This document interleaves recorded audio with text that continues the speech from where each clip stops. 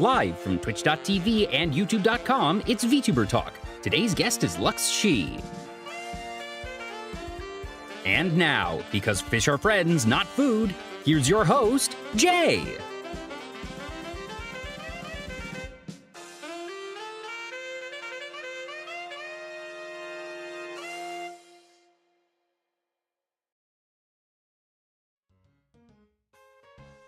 Hello and welcome to Vtuber Talk. I'm your host, Jay, and thank you so much for joining us this evening. For those of you who haven't been here before, Vtuber Talk is designed after classic late-night talk shows. Everything here is live, casual, and the goal is to simply have fun conversations that will entertain people who are already familiar with the guest while still being accessible for new fans. Please welcome my guest for today, Lucks Shi. Hi, good morning, hi.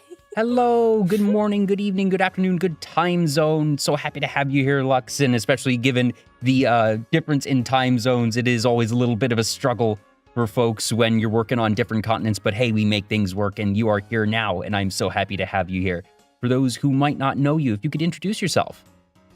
Of course. Hi, if anyone's new to me, my name is Lucks. I'm your small half-quiet to fulfill your wishes and make you happy. I do a bunch of different art from illustration to 3D, and I play mostly video games on my channel. Yeah. And there's obviously plenty of folks here who are familiar with you. I was saying just before we went live that I was seeing some folks in the chat with your wonderful emotes. And those emotes, like essentially all of your assets, were made by you. So with the emotes, it's a little more mixed. I wanted to have like a bunch of different art styles, so a bunch of emotes I like from friends, commissioned through like different artists.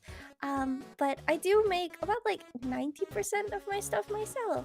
So my model is self-drawn. It's just the rigging for it is done by someone else. But I have rigged my other smaller models. So Yeah. Do you remember where art really starts for you? That was art something that you were doing, you know, back in grade school and that you were really into it? Or was it something that you found a passion for a bit later in life? it's a little very specific. So when I remember it briefly. I was about like 12 years old. And back then, there was a huge fandom around a cartoon show called My Little Pony. I legitimately did not know that those were your origins, Lucks. But yes, they were. So back then, I started just drawing like the show characters, and then I started drawing my own characters. And I mean, I drew as an untrained 12-year-old would. You know, it wasn't good, but it was a start. And I, after a couple of years, transitioned to learning digital art as well. So, yeah, I started, I think, taking commissions by like 15, 16. Wow. People's pony OCs. But yeah, I don't know. And then I only learned how to draw humans, I guess, way later. I guess one funny aspect of that is that you were, unlike a pretty significant chunk of folks, actually in the target demographic for that show. Yes! I got to learn about the fandom's insides and outs, and it sure was a place. It was a time of all time. The advent of the brony just was so fascinating to me from, like, I have a very business brain, and that when I saw that, I was sort of envisioning, okay, what was the meeting like inside Hasbro when some intern or some middle manager reported to their superior, their manager, and said, so we're getting some data in saying that we have a lot of males ages 13 to 35 that are watching the new show. And just like, did the managers, I have to believe, at least at first, they were like, you're joking me. Get me the real data. We actually have a meeting to run here. Come on. I know that's silly, but well, what's the actual numbers that we're doing right now? And the process of them having to actually grapple and come to terms with the broadened fandom there. And, you know, in some ways, it's really neat that a lot of folks were able to get in touch with the creative outlets that way. And also, to my understanding, there's a lot of not great stuff, but so it goes on the internet. there's always like two sides of a coin. Hmm. I used to like completely be secretive about the fact that I used to do like pony art and stuff. But eventually I learned that it's like things in your life are just part of your path. And Hmm. the things I did weren't wrong. So I don't have to feel bad about like a few bad actors if everything else was pretty okay. It gave me a lot of experience on a lot of things. I did my first time like vendoring at an artist alley at a pony convention. Oh, wow. I also like had like experience with like paneling and stuff. So it really carried me into learning about a lot of worlds that I think would be harder to enter if not for such a niche topic. Hmm. You said that you took your first commissions when you were around 15 or 16. Do you remember what the piece was? I don't remember what the first one was, but it was like a thing of, it was a gradual shift where a lot of people wanted their pony OCs drawn. So I was in like groups and forums, and I would like just draw for people when I felt like it. And eventually it was like, I could make a little bit of money with this. And so I started openly like taking them. It wasn't like a bunch, but I have seen like a bunch of different characters. I got to design characters. It was really cool. It was really cool. Mhm. And for everything that you've made as Lux, was the intention from the outset, okay, I'm going to make everything or near everything myself? Or was it just, oh, you know what? I can make this thing, so I might as well. Oh, I can make that quite as well. And then suddenly you realize, oh, wait, I've just done everything. It was kind of like a mix of both. Where when I started, I originally didn't want to become a VTuber. Well, we So know I how that was turned just out. Yeah, I was just a broke little college student. Like, I was going to university. I was like in my first semester, very fresh to everything. And I saw Hololive Myth debut. And so I was like, wait, there's a shark girl. And I, at that point, had been like, I guess like using the nickname Fishy for years. It wasn't like my official username, but it was like, if people started to get to know me, they would start to call me Fishy. So I was like, wait, instead of just having a bunch of OCs, I can become my OC and become a fish girl. That's crazy. So I was like, I'll just design a character. No reason. As an artistic exercise, there's no plan to make this Exactly. anything. This is just, a concept, an OC, a silly little what if. And then I found Vroid. I'm like, ooh, this is cool. And I started like making a 3D model just for the hell of it. Of course. And then at some point I was like, well, I have everything ready. I might as well stream. And it took me a long time to actually get used to it because I had zero experience streaming and I was a very shy person. So I wasn't even really able to like speak on stream much. So my first stream, I actually had a friend at the time in the call with me because I just couldn't sit there alone. Yeah. Do you remember, so did you start with this model or did you have sort of a 1.0? I had a 1.0, but it's more so I never fully rebranded. It was more a thing of like a gradual shift in design. So my first design, it had like the same hair color. The bows were like already there. The main things that always stayed have been the main colors. So like my skin color, the bow colors, the hair color, and my scales. And everything else is just like an outfit, And so I started with like this like brown, white, and pink outfit. And the more I looked at it, the more I was like, this isn't me. So I started with hold on one moment. Sorry, my voice. I started with a 3D model and then I went 2D. And then that was my 1.0 2D and this is 2.0. So a lot visually has changed since then. I didn't actually know you had started 3D, and that's not too surprising, I suppose, especially earlier on. It was actually easier back in the day to get set up with a Vroid model than live 2D, and for those who are newer to the space or really have been here in the past, I'd say 3 years even, the concept of that sounds kind of absurd, but that was how it was back in the day. Mm-hmm. I mean, it's still, how do I put this? It's still a little easier to start for free with a Vroid.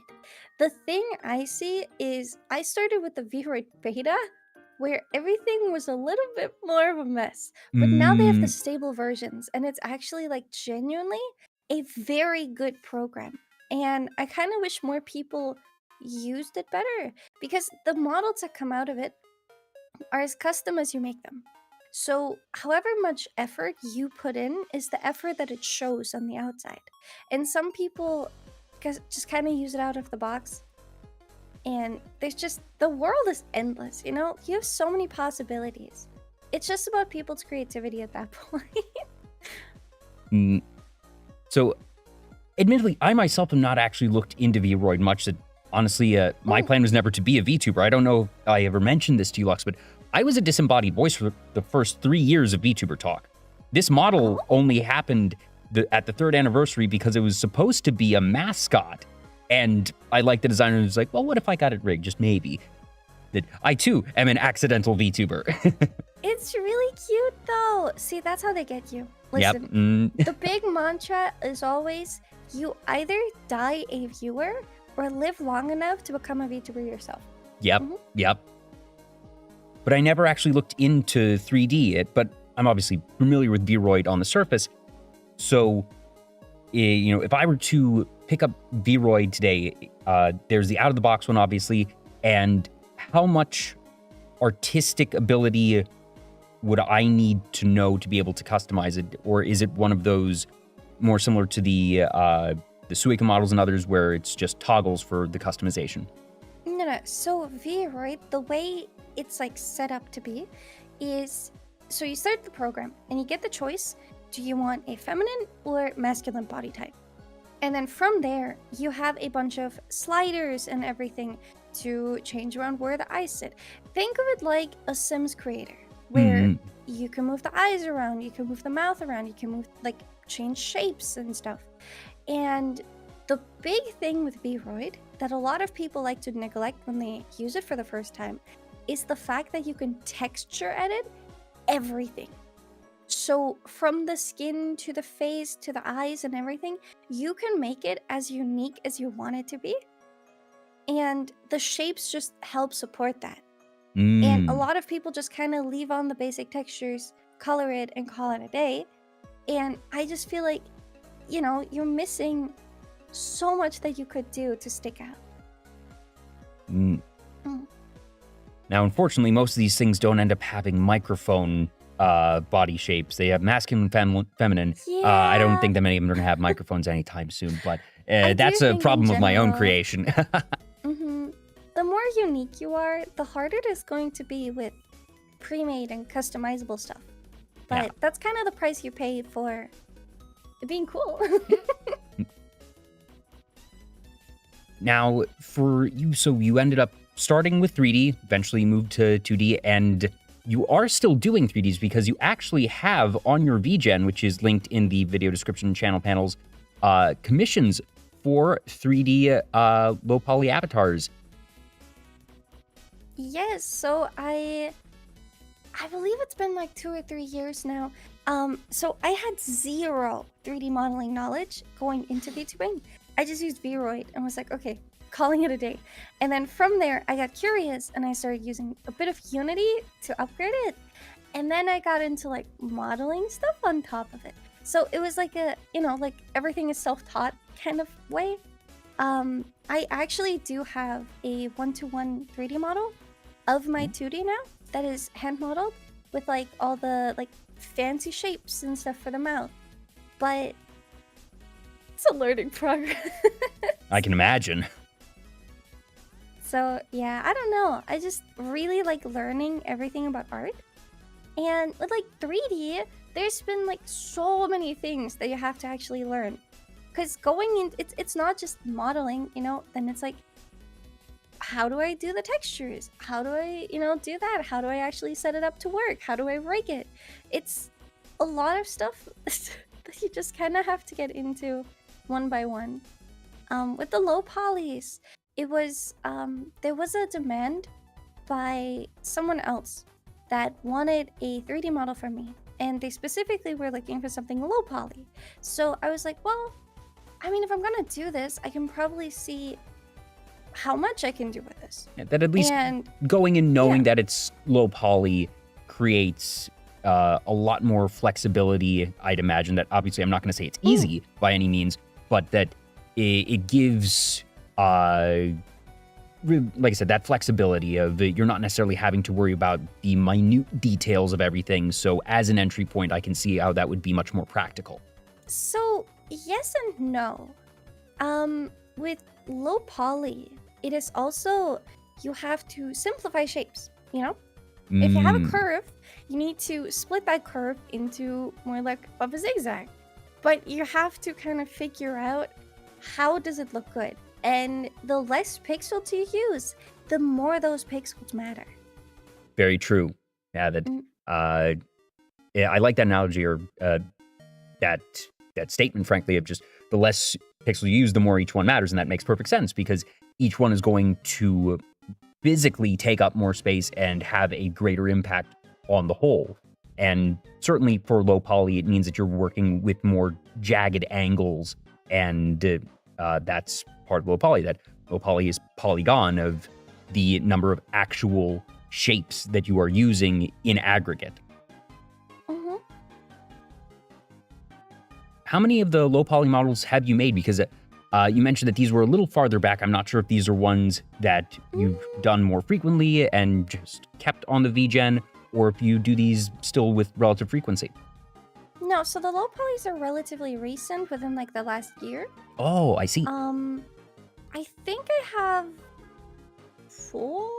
So it started with a guy who got his first one, and then I made my own one as like an example. I got one for a friend so that I had more of an example that's not just me. And then I had one commission for them. Mm-hmm. So how many VTuber children between both 2D and 3D do you have now? So specifically just children, I have 2 currently, because I didn't really count some of the 3D models because it felt more of a stylized thing. Like it was just a thing of, it's kind of like making art for them in a way. Yeah, it was a variant, not a new design. But I have 2 children currently, and one more in the work and one on a wait list. Ooh. So one of my children is a 2D VTuber, and she's called Princess Bambi. She's a vampire princess, and I got to help her design her character and do the art for it. And I have a 3D child where I didn't get much, like I didn't really help on the design, but I'm like the main 3D model for her. She does have a 2D, but I'm the 3D mother.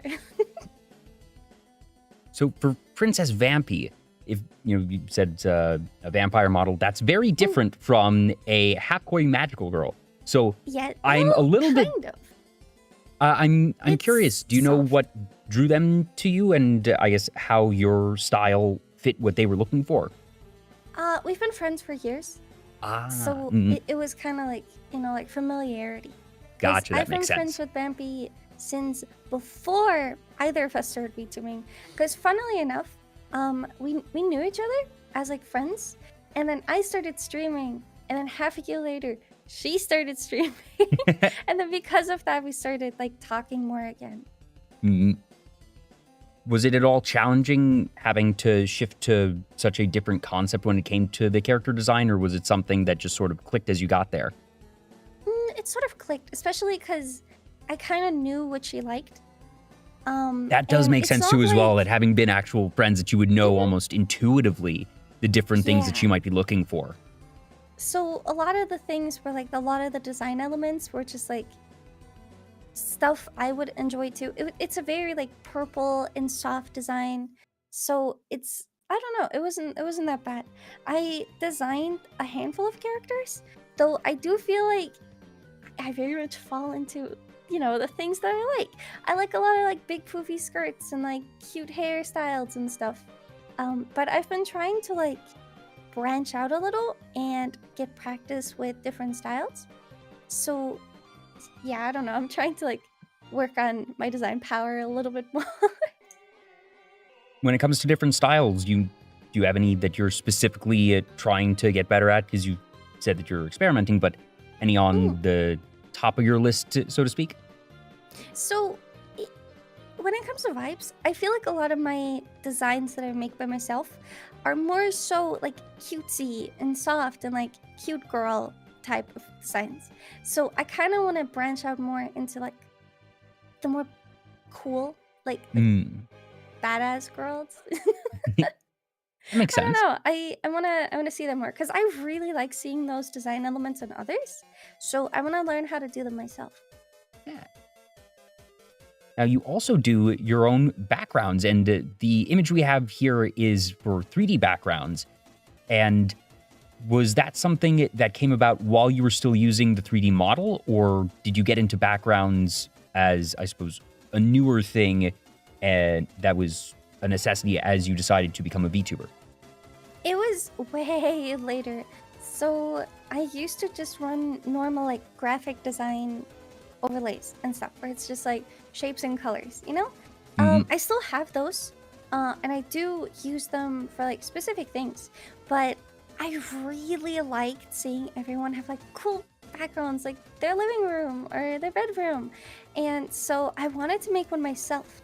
And I remember there was one video I was watching of someone doing like color theory on backgrounds. And they made like a very simple mock-up in 3D for their background. So I tried doing that at one point, but it didn't really go that well for me because I didn't know how to use Blender at all. So it's just like a bunch of weird cubes and stuff. And I kind of gave up and then had like my first iteration of like a self-drawn background that was just drawn, right? It was just a bedroom. I have a bed, like a TV and stuff. And when it came to 2.0, I was like, well, at this point I might as well go all out, you know? And so I like, after doing some other things with Blender, I was like, I know how to use the program. Time to learn how to render. So that's kind of how that went. Because it's just like a rendered version of it. I don't actually have like a fully set up 3D space of it just because well, that's a whole little other too high undertaking. mm-hmm. I didn't actually notice it until just now, but there's a bat in the background here, and Yes. it hadn't really caught my eye when I was initially grabbing this image and putting it into OBS and everything, but now having heard the story, is that a reference to Vampy? It is. So, the background has a bunch of like different little references.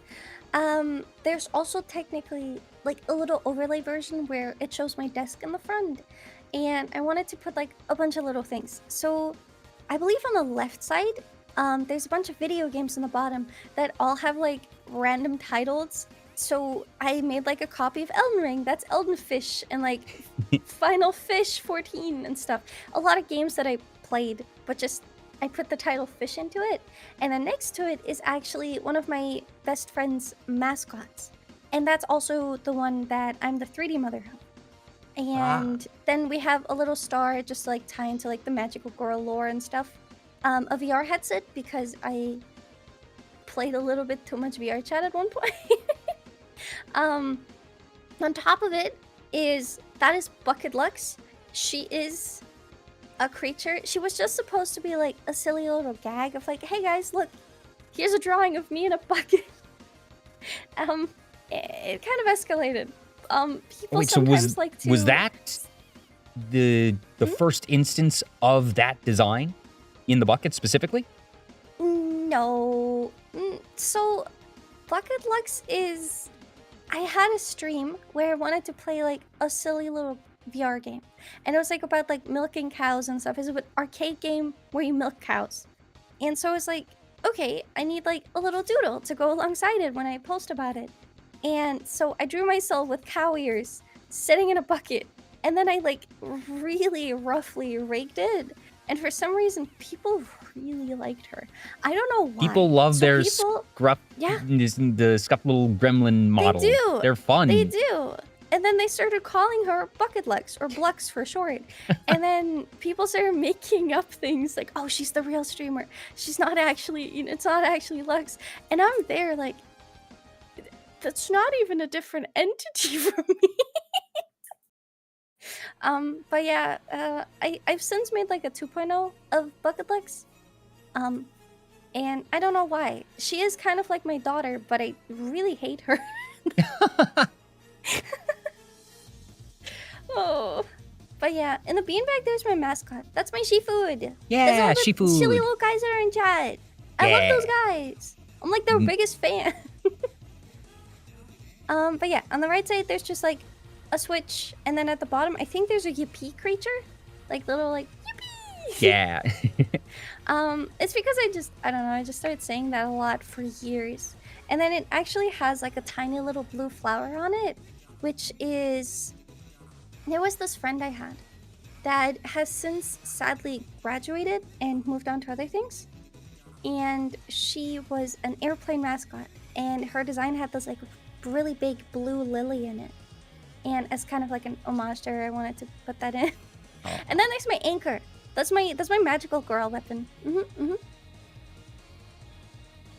First of all, had a couple folks follow. Want to shout out to Breakfast Sunday, Maka, and Zankix. I hope I'm not completely butchering that. Thank you so much. And I think there was one from YouTube, and the stream events thing for that one broke.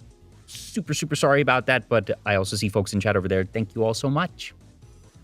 Now, you mentioned your magical girl weapon, and I feel like that's something that sometimes even I forget a bit about your design. And I'm curious, do you have any magical girl inspirations, ones that you grew up with, not necessarily ones that informed your design actively, but just what was your magical girl show growing up? Okay, this wasn't something that inspired me, but it was something that I still like thinking about. I think one of my first magical girl shows was Kamikaze Kaito-Jun, which was about like obviously it's just like high schools. And this girl is supposed to be a reincarnation of like Jeanne d'Arc from the French Revolution, but they made it more of a magical girl thing where it's like you have to fight dark, blah blah blah. And I don't know, that was I guess like a pivotal moment for me. How do you spell that? Because I don't think I've actually heard of that one. Let me see. I don't know how to say this. It's they never made an English dub for it. Here, I'll post it into this one. Kamikaze Kaito-Jun. See. So yeah, she was supposed to be kind of like a phantom thief, where it's like she'll go in the night, and then like dark demons are inside of like paintings and like objects and stuff, and it breaks the object if she releases the spirit from it. So everyone saw her as a thief when she was just trying to make people not be possessed. But I don't know, it had like a lot of really cute transitions and stuff, and I really liked it. It's finished, so it has an ending to it too. We do love a series that actually ends.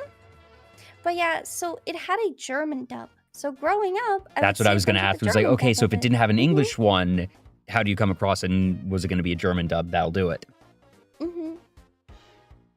So yeah, that was kind of just what happened. I remember wanting to watch it with a friend, being like, "Oh, we should watch it in dub for like the real experience," and there was none. So that's super cool, and that it ends up being, at least for me as someone who is in North America, that that's not something that I expected when I asked the question of, what was the magical girl show that you watched growing up. That obviously the ones over here that you hear a lot are Sailor Moon, Wings Club, Cardcaptor Sakura, certainly classics in their own right. But it's neat that you have this, I'm not sure if it was really big and mainstream over in Germany, but at least in these spaces and for the folks that I've interacted with, it's really cool to hear this kind of anomaly, honestly. And it just it's so cool to learn about new series, and especially ones that end up becoming so meaningful to people. Though I will say, I think when it comes to my main design and the fact that I wanted to be a magical girl, that kind of came later. Because I didn't start my design and or lore as a magical girl. I kind of was like, okay, when I started, I felt like I didn't really have it in me to be like some like other like worldly spirit or whatever. Because you would see a lot of people that are like, they're shrine maidens, they're goddesses, they're, like all these like super cool things with like so much power where I was like, it doesn't really fit me. So I was literally just, hey guys, I'm a fish. And that's kind of it. I mean, I'm a microphone, yeah. and that's it. I've got no lore. Yeah. I don't know. I just wanted to have something cool. So Yeah. the more I went into it, the more I was like, I kind of want to be a magical girl. And that was like after, like 2 or 3 years of streaming where I'm like, you know what? I'm just going to do it. Mm-mm. And for that one, my main inspiration was Madoka Magica, as messed up as it is. Well, I can sort of see it a little bit in the design of the skirt, and it's definitely a subtle thing, but now that you mention it, I'm seeing some of those influences there. As long as you don't end up like the characters from Madoka, that's fine. There is actually a thing I want to do one day. So I have an idea for an outfit. So in Madoka, she eventually turns into a god. Yep. And she has this like they call it Godoka. Yeah. It's like a super like big outfit. It has like stars on the inside. It's beautiful. Genuinely, that is peak design for me. And I kind of want to have like a final form like that as well. Ooh, I'm very familiar with the Godoka design, and that's one that would be a big undertaking, certainly, if you're going to try and make it at least to that scale. But I think that makes perfect sense of just whether that be a 3.0 type of thing or if this would be for a special event or something to have that outfit. Yeah. I think that'd be super, super fun. And you and I and all other Madoka fans are currently suffering as we impatiently wait for the next movie that was actually supposed to come out this month and got delayed with no actual new release date. So we'll get Walpurgis Nacht Rising eventually, hopefully. Yep, one day. I mean, we've already waited 10 years, 12 years, whatever it is. What's another year? Yep. I remember watching Rebellion for the first time and just being like, wait, are they just ending it there? And to be fair, in some ways, I would have, if you said that is the actual end of Madoka Magica and Rebellion, that's all it is, I would believe you because, yeah, that would be the series to just say, no, there is no happy ending. But hopefully we'll actually get a happy ending or something. For me, it was like, I enjoyed the aesthetics a lot, so I started watching it. And something that I think is really pivotal to Madoka for me is the fact that you have these whimsical, magical worlds in a world that is actively like toxic and hurtful to them.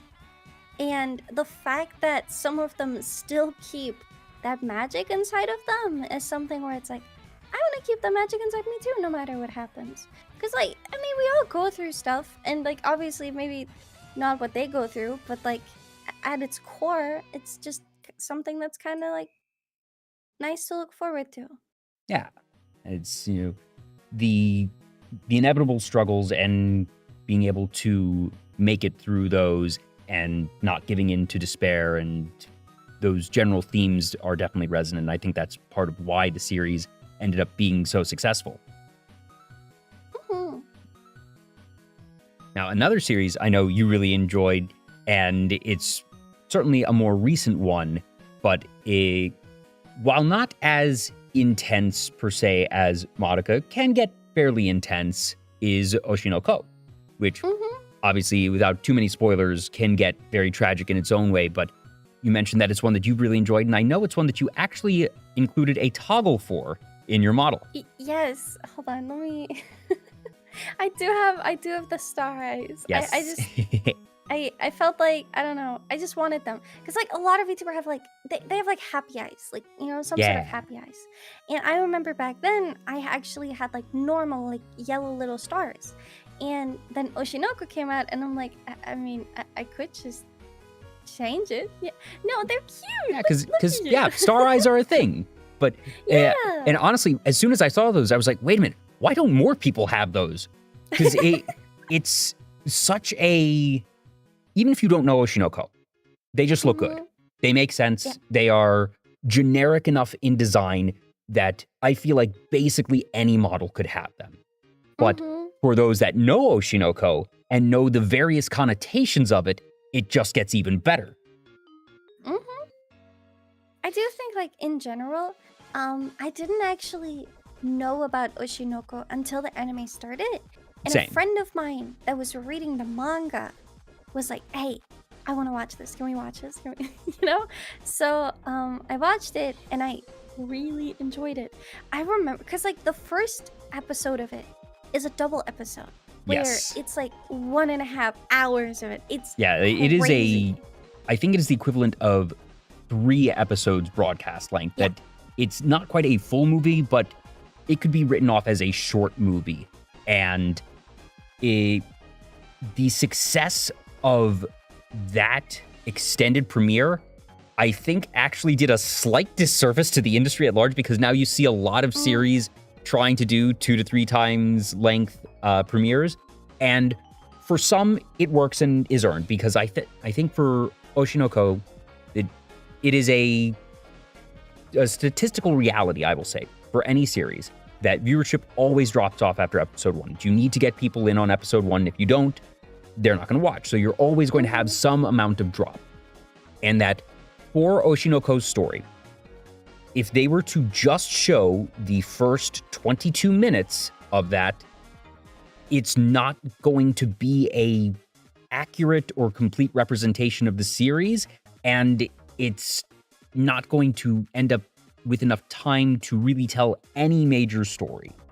So, and for where it ends at the end of what would be 3 episodes, but in this case, the single premiere, that's the actual setup. It needed that amount of runtime to properly set up its story and its characters. And now you see a lot of others, some which also need that runtime, and some folks just really trying to, I guess, justify extra. But for Oshinoko, I will very much defend and say it earned its extended premiere. I think something that helps too is what got me like to keep watching it at first is it is a very like highly produced anime where Yes. it is beautiful. Like the visuals are genuinely stunning. I have not seen something this just like cohesive in a little bit. Obviously, there's always like stylized animes and there's always like good ones, but I do feel like this one for me, it just like really caught my eye. I love the art style. I love, you know, the idea that you finally get a peek into the industry of entertainment that you wouldn't otherwise. And like obviously it's just, you know, a fictional show, but a lot of it is very grounded in history and like reality of what actually happens inside the industry. And funnily enough, when you start doing VTubing full time as, you know, a streamer and you really get into the world of it, a lot of it actually does overlap with the general entertainment industry. Yes. So there is a lot of things in this that is like there's parallels. They actually do bring up a VTuber later on as well. So Yeah. it's kind of crazy. It has been really interesting in general to see VTubers start to just appear in anime and manga, whether it be as, okay, this character is playing a VTuber, or just VTubers being something that are in the background to actual references that I think it was Toa from Whole Live has a cameo in an anime, and just that crossover of worlds has been very interesting to see. Well, it's because it's also like overlapping audiences. Like the people For that watch sure. anime are Oh, yeah. also people that are more likely to Yeah. watch The- VTubers. So There are many I'm really pipelines welcoming it. to being a VTuber. The anime to VTuber pipeline is, I don't think it's a hot take to say that that's the biggest and most consistent pipeline of anime to anime girl, anime boy. There you go. Yeah, and I mean the people that watch animes are also probably happier watching an anime girl dance around on screen compared to, a real person. So, Yeah. And that you mentioned the VTubing industry, I'll say, as very similar to the entertainment industry, and that, while I'm obviously not a full-time VTuber, that I very much believe that obviously there's, quote-unquote drama all the time in VTubing, and my general opinion, I sort of shrug like, I don't think VTubing has more drama than any other entertainment niche. That Hollywood has always had drama. Theater, like live theater, musical theater has always had drama. Content creation, even, IRL streamers have always had drama. That's just, unfortunately, how it is. I do not think that VTubers have done anything new in terms of our drama. We just happen to have, the digital avatars instead of faces, but for all the things that happen here, sorry to say, folks, we're not special. We're not special. We didn't pioneer any of this. Nobody has found a new way to be kind of a jerk. People are, unfortunately, some folks are jerks, but there's also a lot of good. it's just like a mix of a lot of things. So, one, when you have drama in Hollywood, these people typically only talk to other people in the industry. So that's where those problems spread. They typically don't reach the general public until like news outlets or words are being spoken about it. But with VTubing and streaming as a whole, you are very internet adjacent. You are constantly active talking to other people, talking to, randoms, talking to viewers. And this makes it so that a lot of people are more open about the things that are going on. So I think there was like a big problem a long time ago where instead of trying to talk to each other, a lot of people would just make call out posts and go that route. It has definitely become a little bit better over time just because VTubing was new. VTubing had a bunch of new people come in, and that's kind of the thing when things get big and mainstream. It's just you have more bad actors. Yeah. That doesn't mean that the community as a whole is bad. It just means that's just the state of it right now. Yeah. I generally operate under the baseline assumption that some very small percentage of people are going to be bad actors. And I do not think that the percentage proportion of bad actors in VTubing is bigger or smaller, really, than any other space.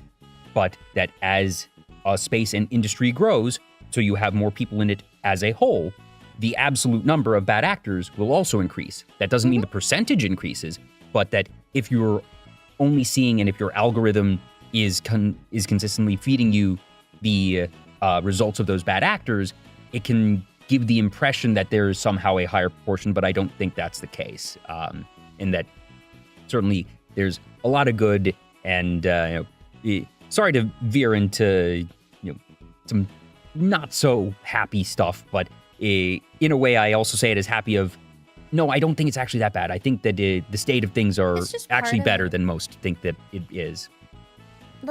People always like to call VTubing a community when that was the case in 2020 to 2021. Since then, VTubing is no longer a community. It's an umbrella term for a bunch of people doing similar things.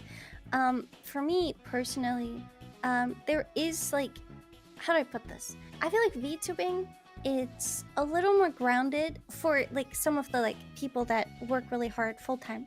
It's a little more grounded in role playing and keeping up pretty lies sometimes.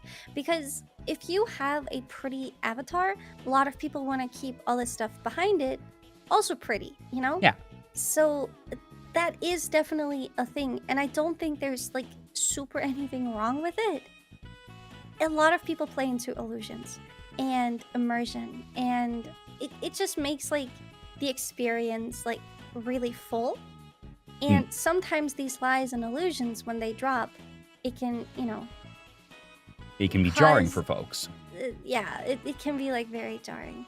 And the problem is when you try to just have a character that acts a certain way, but then you, the person, start having trouble with another person. Sometimes that's like, some people don't go about that the right way. I believe in talking to people. If I have a problem with someone, I'm gonna talk it out. And if we can't talk it out, we go our separate ways. That's just how it is. I don't think call-out posts are necessary like 90% of the time. Yeah. And I'm glad other people have started to see that as well. Yeah, I very much agree with basically all the points you just made of, I'm not sure if you realize, but I've been saying a lot, the VTubing sphere. That's sort of the umbrella term that I've chosen to use because I fully agree that it's not a community. That there are certainly communities within the VTubing sphere, don't get me wrong at all. That there are communities. Communities are a very real thing in any space, but to say the VTubing community in a holistic sense is like saying the Hollywood community or the video game development community. It's just too big to practically put under a single umbrella anymore. And some folks will say VTubing industry, some say sphere, some others. Terms are what they are. But yeah, and I also agree that people need to communicate a bit more. And I think that is more so a symptom of VTubing skews toward younger ages, and that I'm super glad and excited that younger folks are getting into creative outlets. That's awesome. And certainly there are also folks that are not so young that are guilty, or I shouldn't say guilty, that who have brought private matters into the public space that might not need to, but so it goes on the internet. And Yes. I also agree that it's gotten better. I don't know, this is a personal opinion. I think, they can do what they want, but I do feel like as a whole, the actor VTubing is a very adult-oriented space.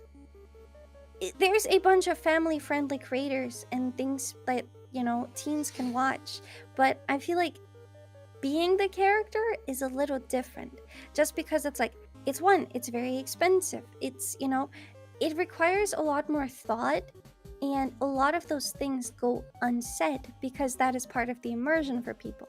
So it's hard for younger people to get into stuff that requires more thought than what they can see on a screen. And in general, I feel like streaming for minors is so scary because you're live saying things and you can't just filter out what you accidentally said, and that sticks with you. And so I'm very cautious on saying it's for younger people. I do think I suppose I should also specify what I mean when I say younger. When I say younger, I mean folks that are between the ages of 22 and 30.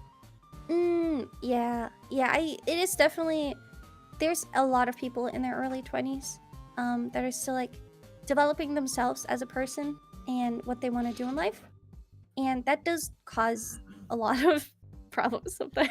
Yeah, but at the same time, you were saying that you feel that it's gotten better, and I agree. And I think that VTubing has been speed running all of the problems that, like I said, other mediums, other communities, industries have had. That Hollywood has taken decades for its evolution to what it is now, and that content creation as a whole, YouTubers and facecam streamers have had their own struggles. And I feel like in the course of less than 5 years or about 5 years, VTubing, we're going through these stumbles, but I feel like some of these stumbles are ones that have taken other spheres a decade plus to work through. And we're just, one after another. And does it feel like we're kind of going through it? Perhaps. But I think that the maturity and the growth rate and improvement rate in VTubing is actually staggeringly high. Yeah, I mean, I feel like VTubing is becoming more mainstream and more solidified. Like Yeah. a lot of the people that you'll see right now that have like quote unquote made it, that are like massive creators, they have had experience VTubing for like 4, 5, 6 years at this Hmm. point. Like And a a chunk of lot of those them had have been experience there in at the content prior to birth of VTubing. it. But like a lot of them have been there when VTubing was even coined. Like obviously it started, more in the Japanese sphere, but a lot of the Western VTubers that are big now or established now have done this since they found out about it. And I don't know, nowadays I feel like it's very accessible to get into VTubing. There's a lot of free and cheap options. I'm very Yeah. happy about that. I think that's Lower really barrier to good. entry for sure.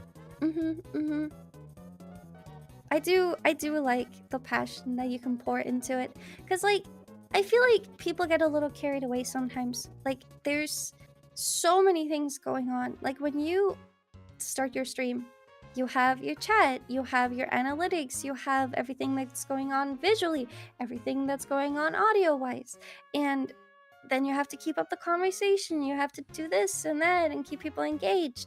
And there's so many things that go into VTubing that I love doing it for the love of the game. I mean, sure, I do it full time, so like I try my best, right? But I still do it because I enjoy it and not because of money. Yeah. And That- I think that's like important for people to like have in front of them, like, why do you do it? And then stick to that. Yeah. And I think that's true really for any, I'm not even going to say creative endeavor, but any career path, any line of work, anything that you're going to be doing, that if you're doing it for the love of the game because you just genuinely enjoy it, you are going to be much less prone to burning out. And that's not to say that it's impossible to burn out while still having love of the game, but those are the ones that are going to be able to endure things and be in it for the long haul. Because, well, if you're not enjoying it, why are you doing it? That VTubing is certainly, like you were saying, it's higher cost, lower barrier to entry than it used to be, but VTubing is just content creation with extra steps, extra fail points, and extra tech and extra RAM needed. And that was before the RAM prices were going up. Yeah, honestly, if not for VTubing and I would have still somewhat come down on the path of becoming a streamer, I would have just been faceless. Yeah. But what's great about VTubing, and it's one of the things that you were saying again, is that it lets people play a character and have anonymity, but that in and of itself is an option. And I see VTubing as a medium of options, that you can be your character, you can be in character, have your lore, have your world, and be super committed to it. You can also just be yourself using a microphone model or any other, random catboy, catgirl model. It can let you ignore the laws of physics. You can go to conventions as your IRL self. You can just do virtual meet and greets. You can do nothing. And those are just options that, if I'm a facecam streamer, I don't even necessarily have the option to have that extra layer of anonymity if I want it. But here we at least have that option, and I love that people have options. I just think it's like a medium that you can do so many things with. Like me just sitting here, nodding along, that's not the extent of it, Like there's people that do singing, dancing, arts. There's people that, make like game shows with it. It's just what you make of it. And Yeah. I love that so much. Now, rewinding a little bit, you mentioned that you used to do a lot of hardcore raiding for FF14. Now, from what I understand, that was entirely prior to VTubing. Was that ever part of your VTubing content? Kind of. So I started playing Final Fantasy XIV in, I believe, 2020. So I played before VTubing. But the thing with raiding is it's a time commitment. And so I originally didn't want to stream any Final Fantasy XIV. But with the raiding times, especially during like new releases, I would kind of run out of time, and I still wanted to keep my schedule consistent, so I started streaming some of the progress. And like it was fine for some of the savages because it was like week 1 and you just try to like hardcore get through it in that week. But then I did ultimates, which take like for some people a couple months to finish. And those, I think, were some of the most boring streams I've ever had. And I now do not want to stream 14. Well, I guess obviously there's a good chunk of folks that do FF14 as their stream content, but I think it is worth noting that, at least from what I've seen, that of the folks that do FF14 streams, not as many of them are going to be doing those hardcore raids. That they're going to be doing either the story or other things, and for the reasons that you said, that the hardcore raids are a time commitment, and also it's just requires a lot of focus. That Yeah, you're I not feel like able with to. the hardcore raids, the people who you will see stream is there is actually world first races when new content comes out, where people try to clear it as quickly as possible before everyone else. And so there is actually a lot of streamers that do that during those times. I myself have watched a few just because, Because those are events those are world first, and Yeah. those, like you were saying, are very Mhm. time specific. That it's not going to be happening every week. It's not, all right, folks, we're doing this, Tuesday's world first and another, but Yeah, but even it's a with new like game. hardcore raiding, it's just like you go full force for a week, trying to do everything within that week, and then it's just like revisiting it for a couple hours per Yeah. week.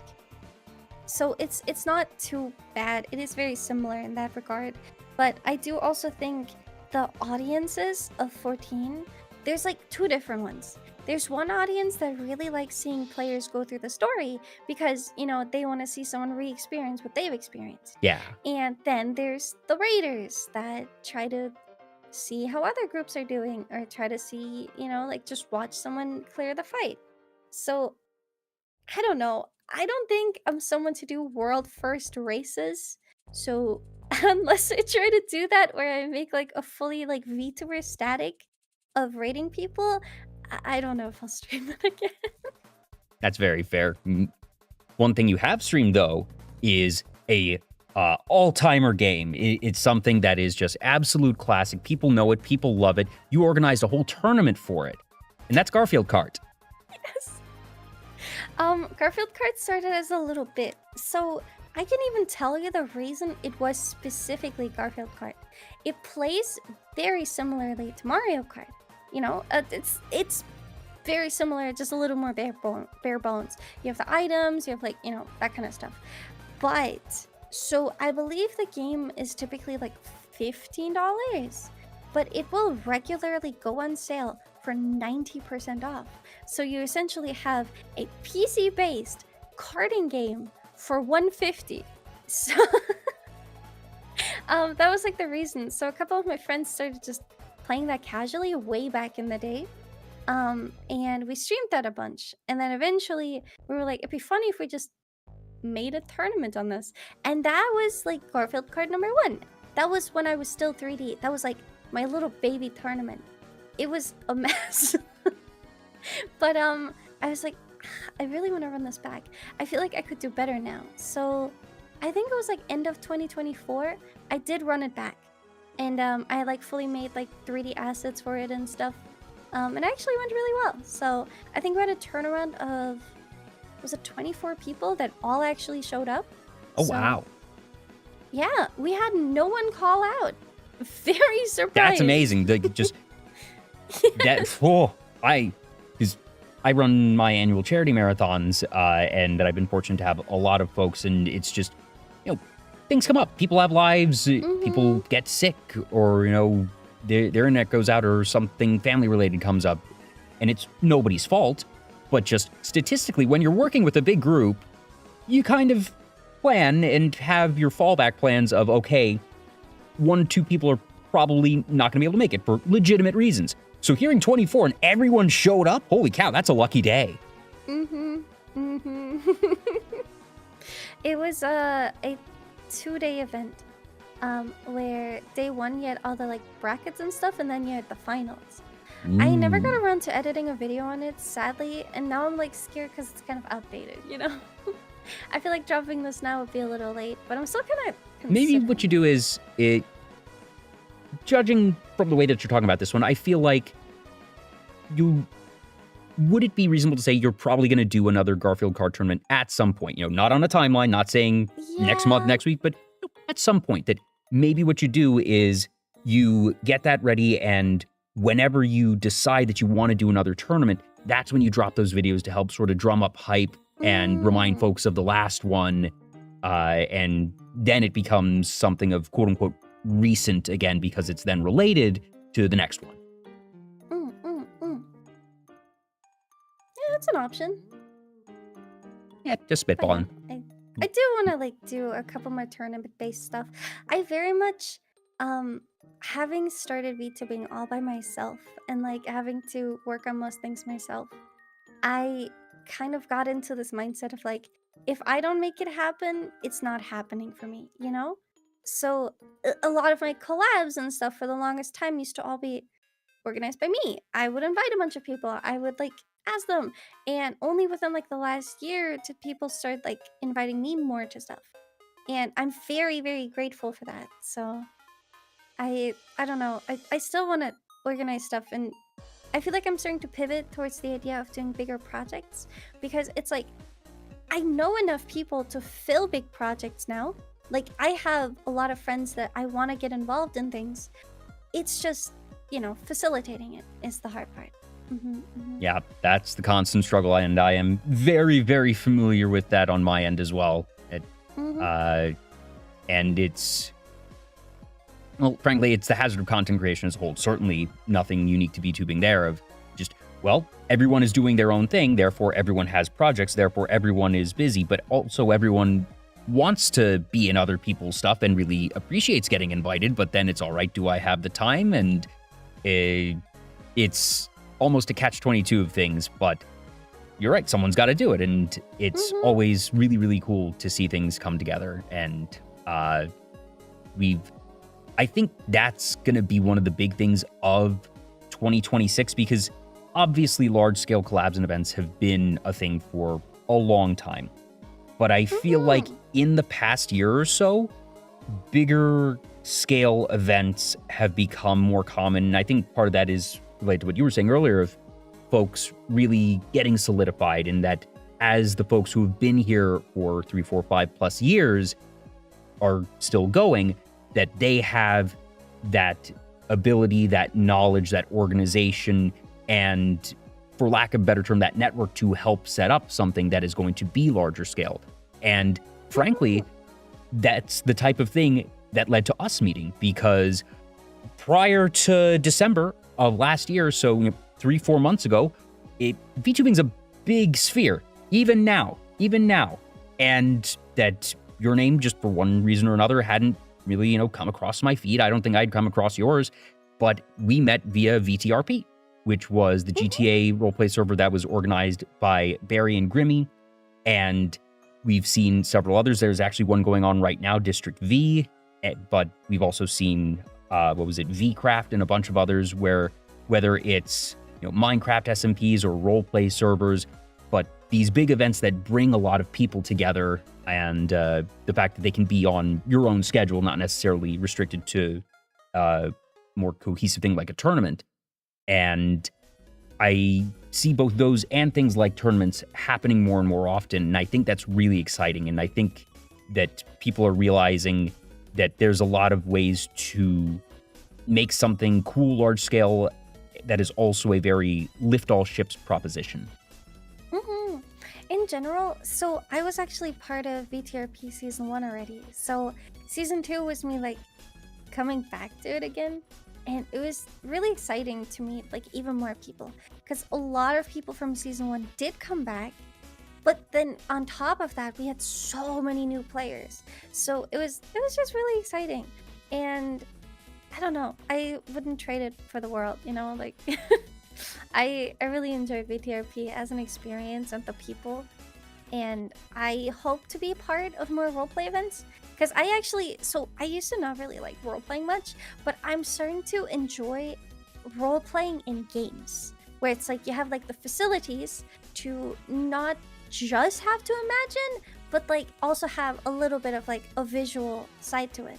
Yeah, something And tangible to interact with. It's very different doing a GTA or a Minecraft RP versus a tabletop RP where everything is in headspace. Yes.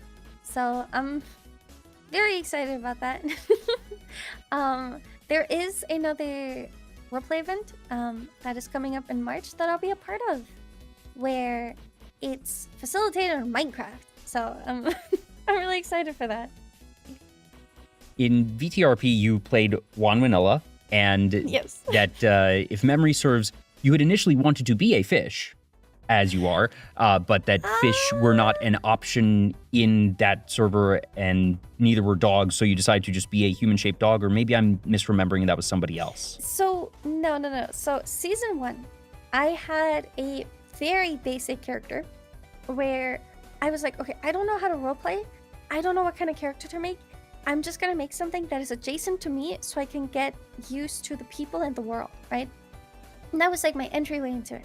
And I had a character, she just had blue hair, and she was called Fishy. Like Fee, and then She as a last name. Hey, if it works, it works. The main storyline that she got to be a part of was ended after like 3 days, I think. It was like 3 or 4 days. So then I was like, well, I wonder what else I can do in this world.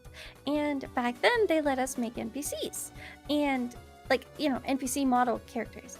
And one of them was like all of the animals. And out of all the animals, a lot of them would just kind of die. They weren't made to be played. So if you spawned in a fish They're out of water, so you just die. Yep. You can play a pigeon, but you know, you can fly as the pigeon, but if you hit anything, you flop over dead. So I saw the dogs, and the dogs actually kind of worked. And so I played a dog, and I called her Juan Vanilla. And that was actually the origin of my dog character. She was a literal dog in season 1. And her story was essentially just, do you know Tokyo Ghoul? I know of Tokyo Ghoul. That's one of those that I just never actually saw. The setup for Tokyo Ghoul is that you have this human guy that goes on a date with this like pretty lady, and then after the date they are in a dark alleyway and he wants to say goodbye. She gets close to him and then bites him because she's a ghoul and they eat humans.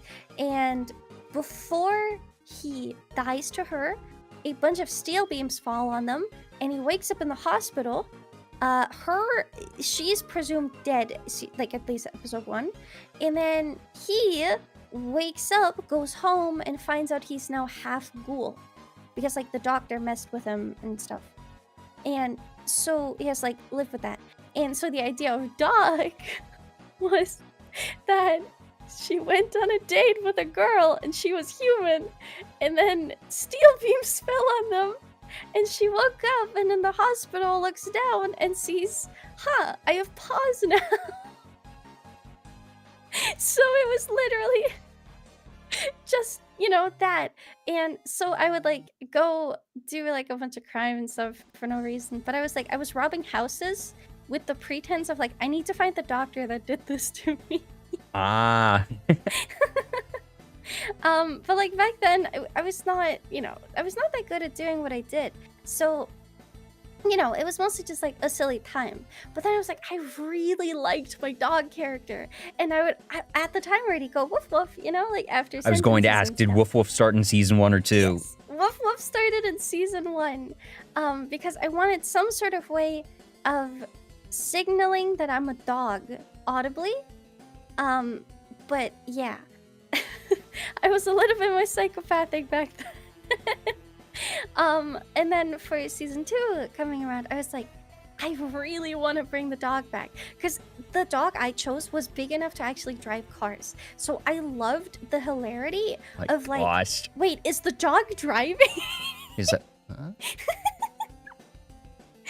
It was good. It was good. I accidentally, like, it wasn't really a plan, but when people would ask me if I'm like, are you actually a dog? You know, I would just already be like, dog is dog, you know? Dog is dog. That's kind of how it coined. As people know in the chat. And people would ask me like, like, are you a girl dog or a boy dog? And that's why like dog is dog started already, where it's like dog is dog. I accidentally made her like, I guess in a way non-binary, which I'm fine with. I just feel like at least in the dog brain, it didn't matter because she's just dog. I use like she and they for her, but like at the end of the day, it doesn't matter. Like for me, I feel like that's just like her identity now is dog. And then season 2 comes around and they're like running the betas and stuff, and they're like, okay, no NPC models this time. I'm like, so no dog? No dog? And I remember, I think I asked about it 2 or 3 times, like, hey, is there any chance we get this? But no dog. In some ways, I'm kind of glad that they didn't, because I feel like having Juan be humanoid, but at the same time, everyone fully like just Juan's a dog that we treated and interacted, and obviously you were able to interact with the world as a human, but that it was just not even a question. Well, Juan's a dog, and we're able to talk with her, and what about it? Yeah, I do think in retrospect I'm very happy, because some mechanics just didn't work when you're a dog. Swimming, you would die as soon as your feet touch the water. So a lot of things, were scuffed. So I am glad I was forced to work with it. And I feel like it also allowed me to do more things. But so I started and I like went to make my character. And I think I spent like an hour at the clothing store trying to find what fits. And I was going through the pants options. And then all of a sudden the onesie flips up and I'm like, that's it. Just sort of the moment of realization, just that this is what I've been looking for. I didn't know what I was looking for, but this is what I was looking for. So there was actually thought put into her being human again. So this is my like my silly dog lore. I never got to tell anyone my lore much, because most of the time it was just way funnier that when they asked like who I am or where I came from, to just say dog is dog. Woof woof. It was way more fun to do that, so I didn't really tell many people my actual lore. But the idea is her being dog, and then she tried to like get it fixed, where it's like they tried to put her brain like back in a human and like tried to, like I guess restore her in a way. But having been a dog for a prolonged period of time messed with her. And now it's like her finding her own identity, where it's like, you know what? At this point, I'm not a dog because I was forced to be. I'm a dog because I want to be. Ooh, okay. Well, that also has its own connotation, because you said that part of it was because being in dog form for so long changed some part of their brain and resulted in that, but that the change then it's like you said, is a choice. It's not, they are afflicted with this dog sensibility and that they are not able to help it. It's their brain changed such that they were able to sort of like broaden their horizons, that their mind expanded to include the possibilities of these dog things, but that the human things weren't entirely overwritten. And that Juan has chosen with this new expanded mind, no, I want to keep these parts of my dog self. There is a little bit of like I had very simple speech at times where it's like I would purposefully mess up words. So I would like, if someone said like a long or complicated word, I would like start stuttering on it on purpose and be like, that's a big word for dog. So I would try to like, I guess like simplify the way I speak and stuff, but she could use normal pronouns like me and I, but I on purpose wanted her to choose that like she says dog instead. Yeah. So like a lot of sentences, instead of like I'm going to the store, it's like dog's going to the store. Woof, woof, so it's just at that point that was just the choice. I'm curious, IRL, so this is nothing to do with the character, but for you, just like actuality as a person, IRL, in the week or so after VTRP, did you at any point accidentally say woof woof? Yes. Just, I have to assume that, for those 2 weeks, I'm not sure, how many friends or family you saw, extended conversations, but I'd be willing to bet that for those 2 weeks, 50% minimum of the sentences you spoke ended with woof woof, and that, it doesn't matter if you're a dog, a human, a mouse, whatever. If you do something for that long, it will create a habit, and that yes. I'm sure that it wasn't absurdly difficult to break that habit, but at the same time, I would imagine that there was just the built-up reflex, because to your credit, I do not know, or at the very least, I do not remember any times that you failed to woof woof at the end of a sentence, that you were so consistent with it. And that, the fact that you were able to get that good. Yeah. No, I definitely woofed. I think, so I would stream anywhere between 8 and 14 hours daily during that time. Yeah, you were going on marathon streams.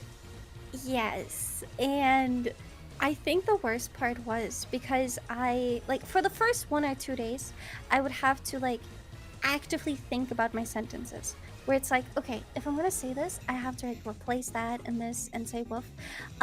But the longer it went on, the more I just started method acting. Yeah, and just the more natural it becomes. That just like any habit, the more that you do it, the more that you practice, the more intuitive it'll become. Yeah.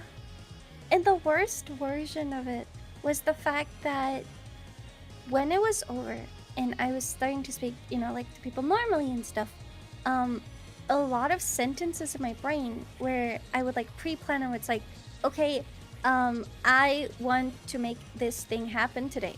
My brain would I guess muddy it up and be like, wait, can I say I? I thought I'm supposed to say dog.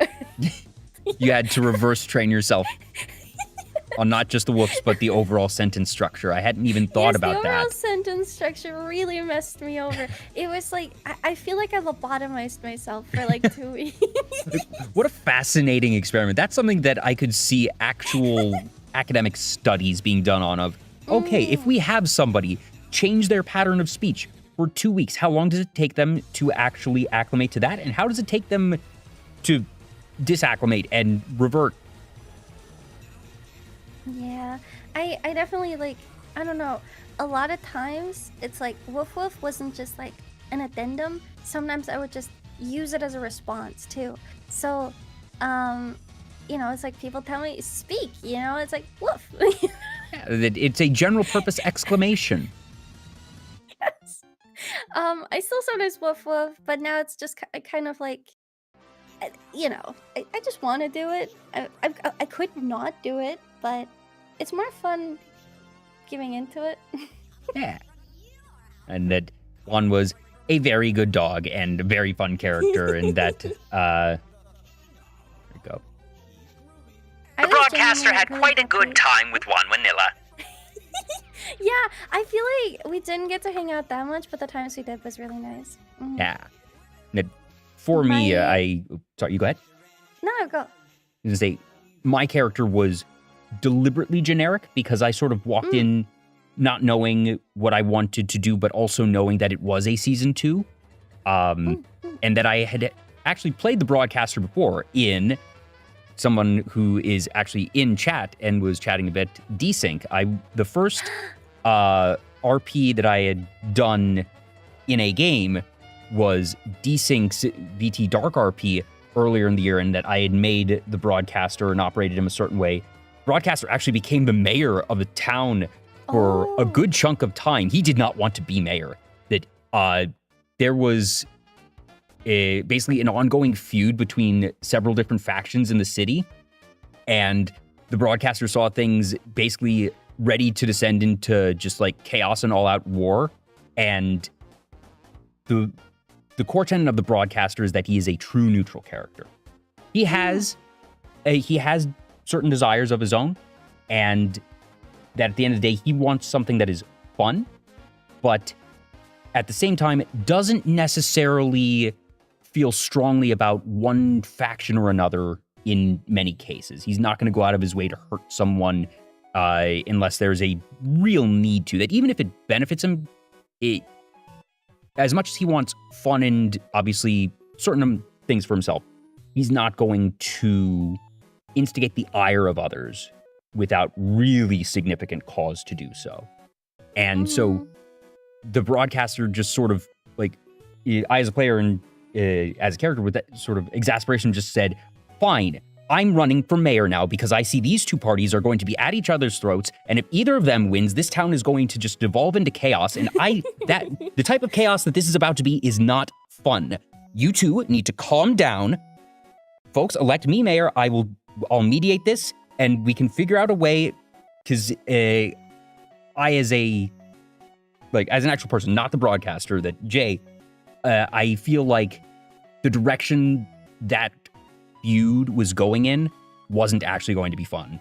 And so I actually stepped in and was able to diffuse that, but I didn't want to be mayor. And so the story of the broadcaster going into VTRP was he's still the same guy, and gosh darn it, he's not going to be mayor this time. He's like, I saw the mayor elections come and was like, I'm not doing this. No. If anybody asks if I want to run for mayor, the answer is I've done that before. You couldn't pay me to do it again. Yeah, I was supposed to be in Dark RP. I just got sick and then wasn't able to join, sadly. But, you know, I'm really glad. Like, I love when my friends host cool stuff, and I still hear them talk about it. And that makes me really, really happy, right? Because it's like, I feel like that's kind of, for me, the signifier of a successful event is if people have memories of it. Yes. So, and that counts for anyone. Like, I love seeing, like, for VTRP, a bunch of people made art, you know? A bunch of people made clips. A bunch of people talked about it. Like, that's so exciting. I love that kind of stuff, like, genuinely so much. And I still watch some of the VODs every now and then as, like, a little, you know, like, yeah, I miss her. that is absolutely the sign of a good event, and that just that I feel like it sparked a couple friendships. I feel like it reinforced a couple, and that it just, like I said, it brought people together that I did not know about you, and I didn't know about several folks who I now, even if I can't say that I'm necessarily close with them, that I have a great deal of respect for. And I'm like, oh man, I want to go tune into their stream and just, you know, see what they're up to. And that's one of the really cool things of these vast, sprawling events. And goodness knows, it takes a lot to put together a 24-person tournament in ways that are more difficult and more complex than an RP server, because you have active timing and you have to do much more deliberate coordination there. But obviously, when you're working at the scale of an RP, that it's a different type of challenging, but it's still challenging. So to any and all organizers out there, you, Desync, and, you know, anybody who's creating these events, that, you know, hats off to them, because really cool things happen there. Memories are made, friends are made, and I am, like I said, I do think we're going to see a lot more of those in this coming year, and I'm very excited for it. Yeah, me too. Honestly, though, I really loved the initiative people took. So people were way more encouraged to host their own events during it, where it's like, have a little meetup, have a little this. I really enjoyed your, like, yesterday in VTRP as well. I thought that was really cute. I remember, like, every single day after it started, like, coming out, I would, like, go on stream. It's like, guys, let's listen to the radio real quick. I'm actually doing that for District V as well. I posted it yesterday because I am not a participant in District V, but that is my form of fan content, and that I know a lot of folks in District V, and just, I don't know what it was. I didn't even decide it until yesterday. This was not a plan, Lucks. It was just, I was watching, it was just like, you know, even though I'm not there, I want to keep up with it a little bit. And certainly, I know nobody else is doing that. And I am no artist in terms of visual art. I cannot draw. I know I could. I know that if I put in the time and effort, I could become an artist. It does not interest me. But my form of fan content is my voice. And so I scoured around for things, and that, you know, whenever we finish up here, I'll finish scripting for one and put that out. But that's how I do fan content. and like you're saying, people did a lot of art, people did clip compilations, and that it gets to the point where, not just the participants, but that the viewers and that it gets other people involved, and that you see different people's communities, because this time it's actually saying community, that each streamer has their community, and you see those end up cross-pollinating because, all right, if streamer A and streamer B end up having their stories cross a lot in that RP, that there's going to be some interaction. You see those communities end up, not exactly combining or banding together per se, but those communities then get to interact a little bit, of that they're both cheering on and being excited when their streamer and the other streamer are doing things together, and therefore they're excited with the other streamer's community, and it ends up being just a win-win. And I think because it's done in the setting of an RP where everyone understands there's no real stakes. Someone can backstab someone can just completely, utterly betray someone, kill them outright, and it's gonna be a laugh. It's fine. It's the fact that it's only 2 weeks. It's not this ongoing, because there's some RP servers that just go indefinitely, and people build up lives there. And I'm really sad we didn't get to do anything like crazy. So there was actually a plan with like the mayor elections and stuff. We wanted to publicly execute the lawyer. My gosh. But we didn't get to do it because he wasn't there that day. Yeah, I know that. It was maybe next time. Maybe next time. maybe next time. I really want to kill someone in roleplay. No, I had several schemes of my own of just, okay, if I see the opportunity, I want to do this thing, and I didn't get to do some of the things, but that's all right. I'm walking into season 3 with that in my back pocket now. Yeah, see, that's good. I don't have plans yet. I'm not going to say I have big sprawling plans. It's, just sort of a broad concept. Anything is good. Yeah. For me, it was, I had this plan of being just like, kind of like a mascot. You know how you only see like canine dogs when you get in trouble, or like when there's like police force involved? I kind of wanted to like be like that, where it's like, I'm just my EMS worker. I do my silly little things, sometimes maybe some crime a little bit, but I mostly just work and I just help people, right? Mm-hmm. Just as like a little funny mascot thing where it's like, hey, you're right, like woof woof, man. But things kind of escalated because I have a morbid curiosity sometimes, and I just like doing fun stuff. So I would essentially ride along with like everyone. Like if someone called me up to do stuff, I would be there in a minute. It was kind of like that. It got really overwhelming to the end of it because I realized that I was. You ended up myself deep in some and things. I had to actually say no to people. Yep. And that was the broadcaster as well, and that I think you definitely benefited having been in season 1, because I walked in not really knowing folks, and folks not knowing me, so I had to figure stuff out. But I definitely noticed as it got later in the RP, and unfortunately, my IRL schedule got really hectic in the last week of it. So just as I was really getting to know more people, I wound up not being able to play nearly as much. I was only able to go on a couple hours a day and at non-peak times. And it was really frustrating, actually. But that even with that reduced availability, I could tell that I was able to do more things, go more places, and that I, similar to you, was just sort of I'll tag along anywhere. I'm this neutral character that just, wants to see things and do fun things. And that I'm sure if I had even more time, I'd have been able to do more stuff. And again, looking forward to season 3 on that, because I think in a lot of ways, I think Juan and the broadcaster have a lot in common. I do think, like, how do I put this?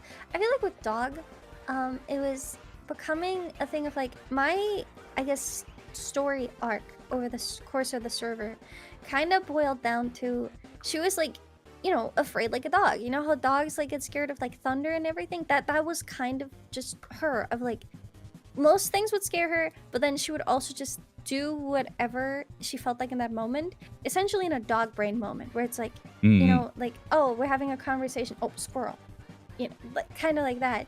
And a lot of that is also just me as a person. So it's, you know, not that far removed. But I think the first day I mostly just did work, getting to know people and stuff. Day 2, I already got arrested. So but like in her brain, the things she does aren't evil. So that's why it's like she's just chaotic neutral. She just does like really stupid things sometimes, but if she needs to, she'll kill someone, you know? Just a little bit of murder as a treat. I did If the impulse hits. in-game threaten someone at gunpoint. But no one saw it because I did it in the mountains all by myself. I like kidnapped them and drove them out to the mountains, and then they started talking more, and I'm like, get out of the car, and I point a gun at them, and then I tried to drown them in the lake. So yeah, she's definitely chaotic neutral.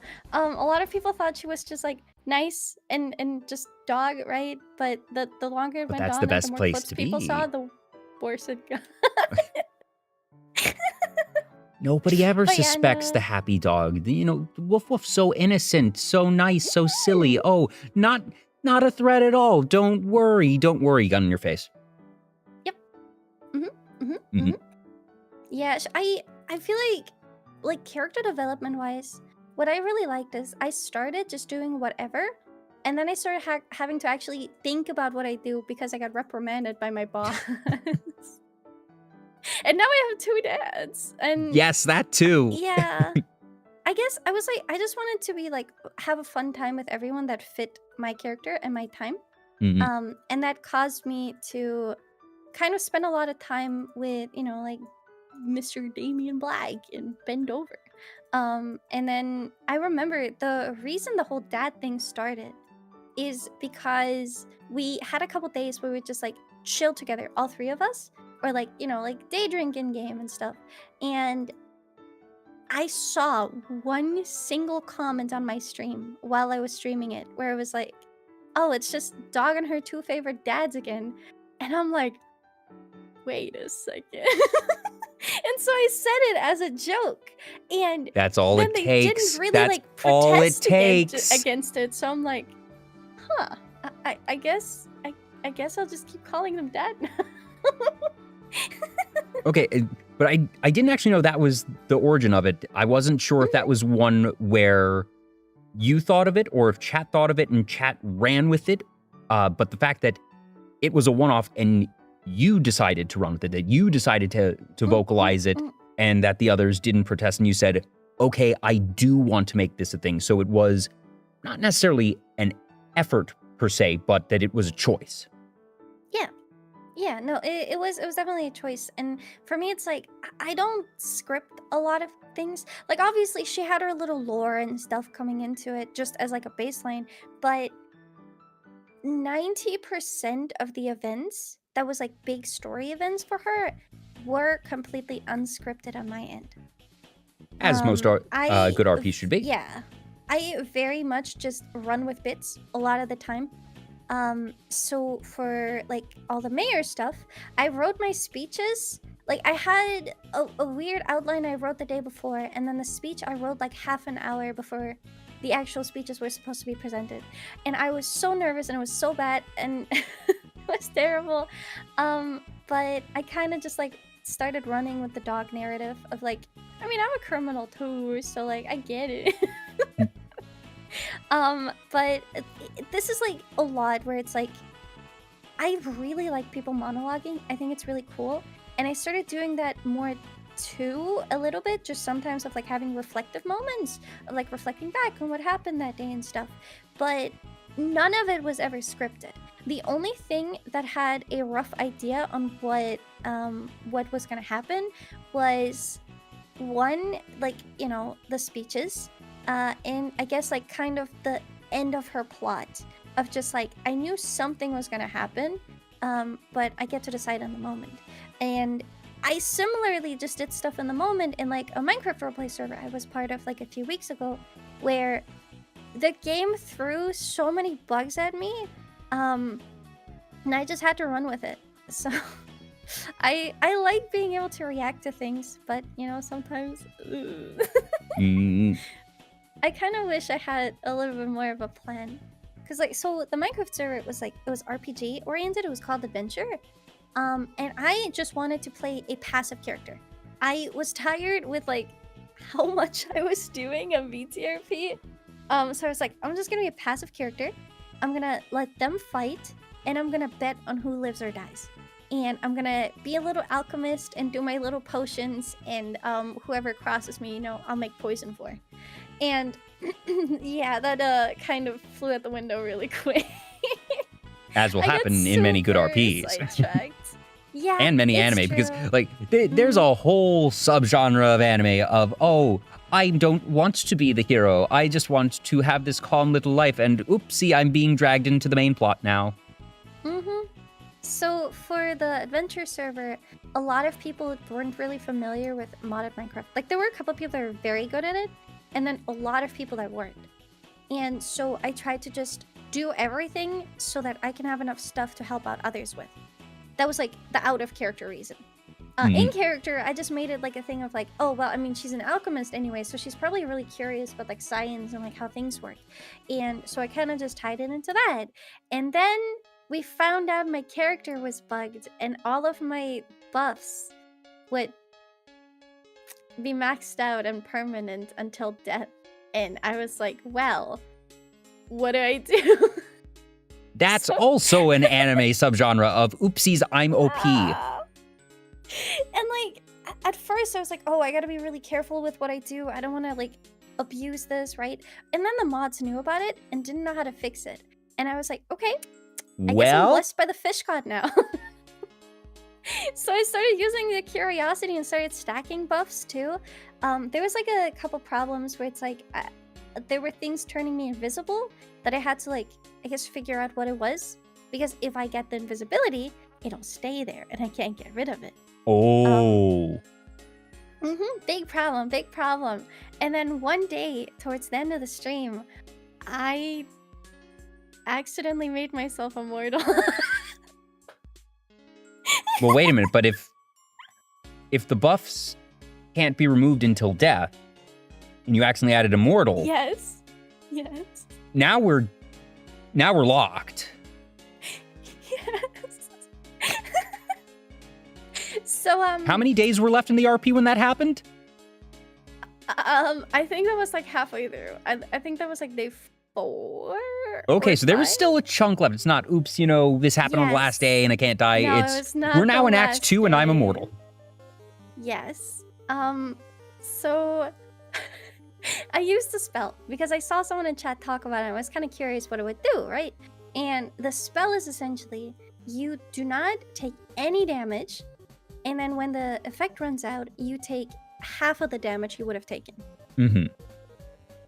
Now, what happens if you never run out of the buff?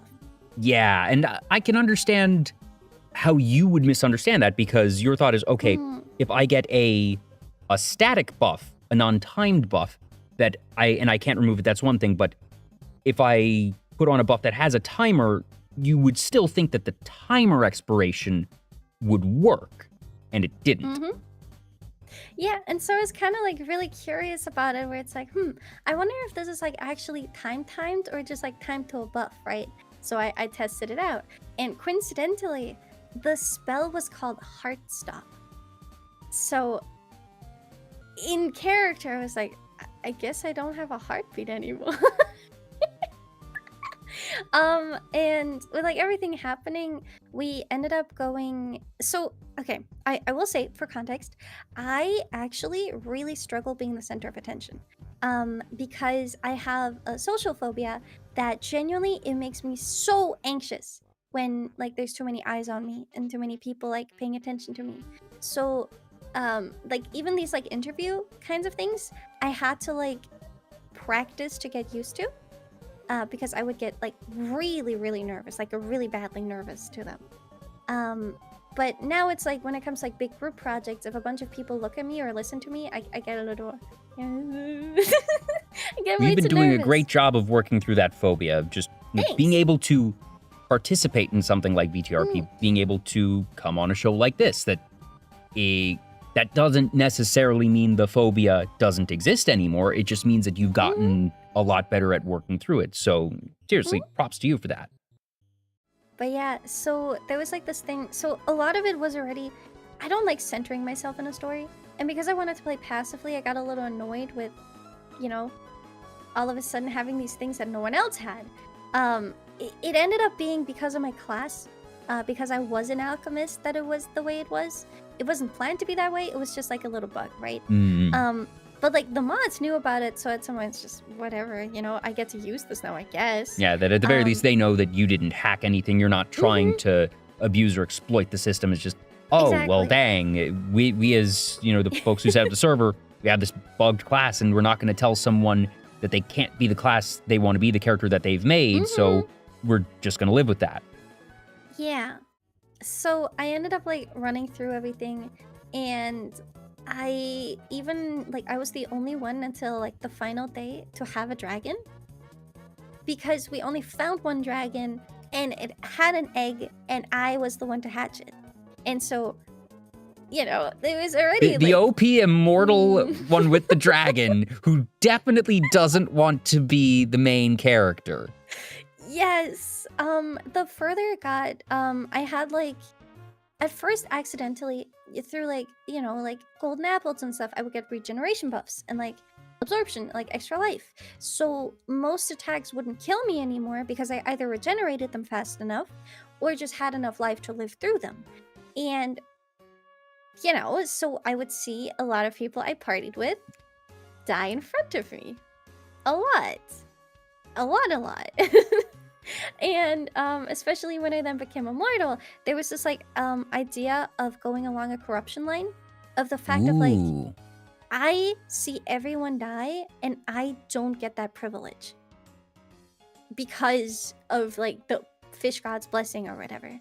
And so we actually went running with a secret plotline that was only revealed like on the final day, where I was getting corrupted every day. I was doing this like visual storytelling where my character started growing horns very slowly and wings, and then like day by day they would grow a little bit. And it's like, I guess this is just like, because I'm a koi and like I crossed my own like mental waterfall, so now I'm I guess turned dragon.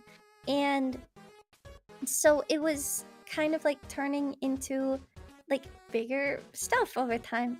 And I ended up like, by the moderators, I was like, can I just have a boss fight? Just because like at this point I have power, I might as well do something in roleplay with it to make sure everyone else has a fun time with it. And I actually planned out a fight, and then it was told to me, I'm like, is this like a separate one? Like, when is this? And they're like, oh, you'll be in like the 5th layer of hell when they go fight all the bosses, and you'll be the judger of sins. And I'm there like, okay, shoot. So I had a friend of mine, Zach, who played Damien Black, actually write me a speech, which was very kind of him, because I was trying and my brain was scrambled. I couldn't. I got so nervous at the thought of that I just kind of short-circuited. And he wrote me like a really good speech. And so the idea was, I then had a fully corrupted form with like big horns and big wings and like red eyes and like everything glowing and like dark. And they would go, and I would like run into hell with them, fight the bosses with them, kind of. I was kind of just watching from the back mostly and like healing. And then I get teleported out, and they get down there, and instead of a normal NPC boss, like they saw me. Dun dun dun. And there was like the official announcement of like, yeah, meet my judge of sins, and I'm like, hi. It was me all along. I ended up being super bugged out, so I wasn't able to do my fight at all. Aww. But I had my dramatic exit, and that's all I needed. And yeah, so currently the idea is like, I could have been way more corrupted, but because I have the like fish god's blessing, it's like kind of like working against it. So for me, the thought is like, they're kind of like counteracting a little bit, but like the corruption's still like too strong. Yeah. So it's a little bit there. So then I went out and I had like talks and stuff with like, you know, in my mind, I guess, with the gods, whatever. And now I'm only half corrupted because like the Lord of Hell was killed and stuff.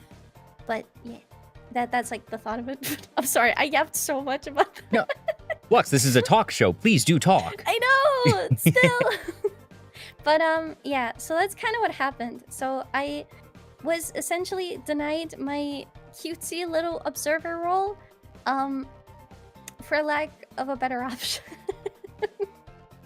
But now I get to like go back for season 2 and like try and see if there's a way to cure my corruption. Okay, so this is because you'd mentioned that you were going to be in another RP server soon. That was a Minecraft one. I wasn't sure if it was season 2 of that one or a different one, but it's season 2. It is season 2 of that, yes.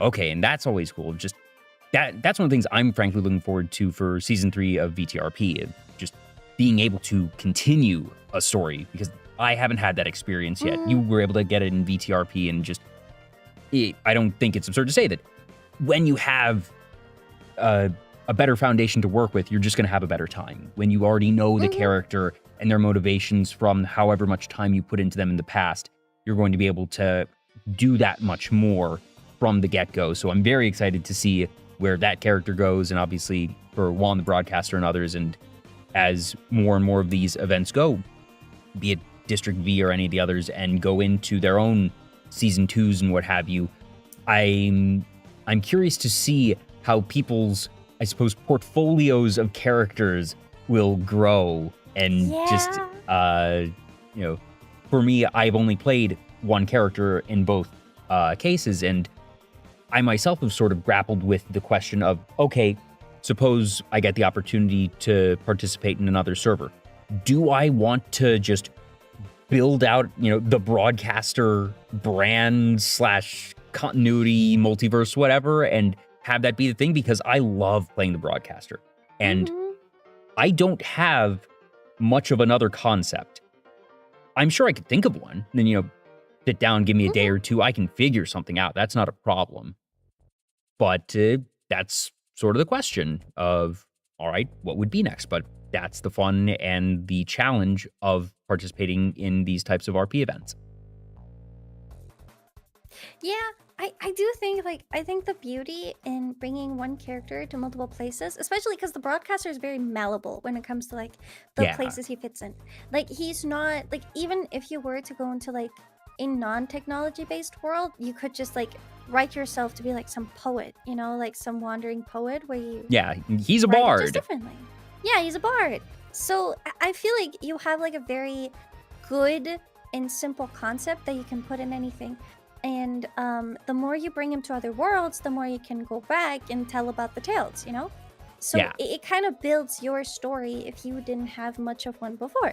For me, it was like, I do want to bring Dog into more places, but she's very, like, you know, very focused in that place. Yeah. If the opportunity arises, I'll probably bring her back to stuff, but for now, she's kind of locked into GTA. That makes sense. So I had like my 2 different characters. So for Dog, I had like, you know, that like entire dog arc, and she was one vanilla. And I wanted to design a dog girl. Like visually, I made like a whole reference sheet after VTRP was over. So she's like visually fully fleshed out now. But most of that wasn't really like planned ahead of time. Most of that was just like playing with the options I was given. And then for the Minecraft one, it was a lot more free. The only like limitations I had was it had to fit on a Minecraft skin. And so I went with like shorter hair to make it like easily visible and stuff.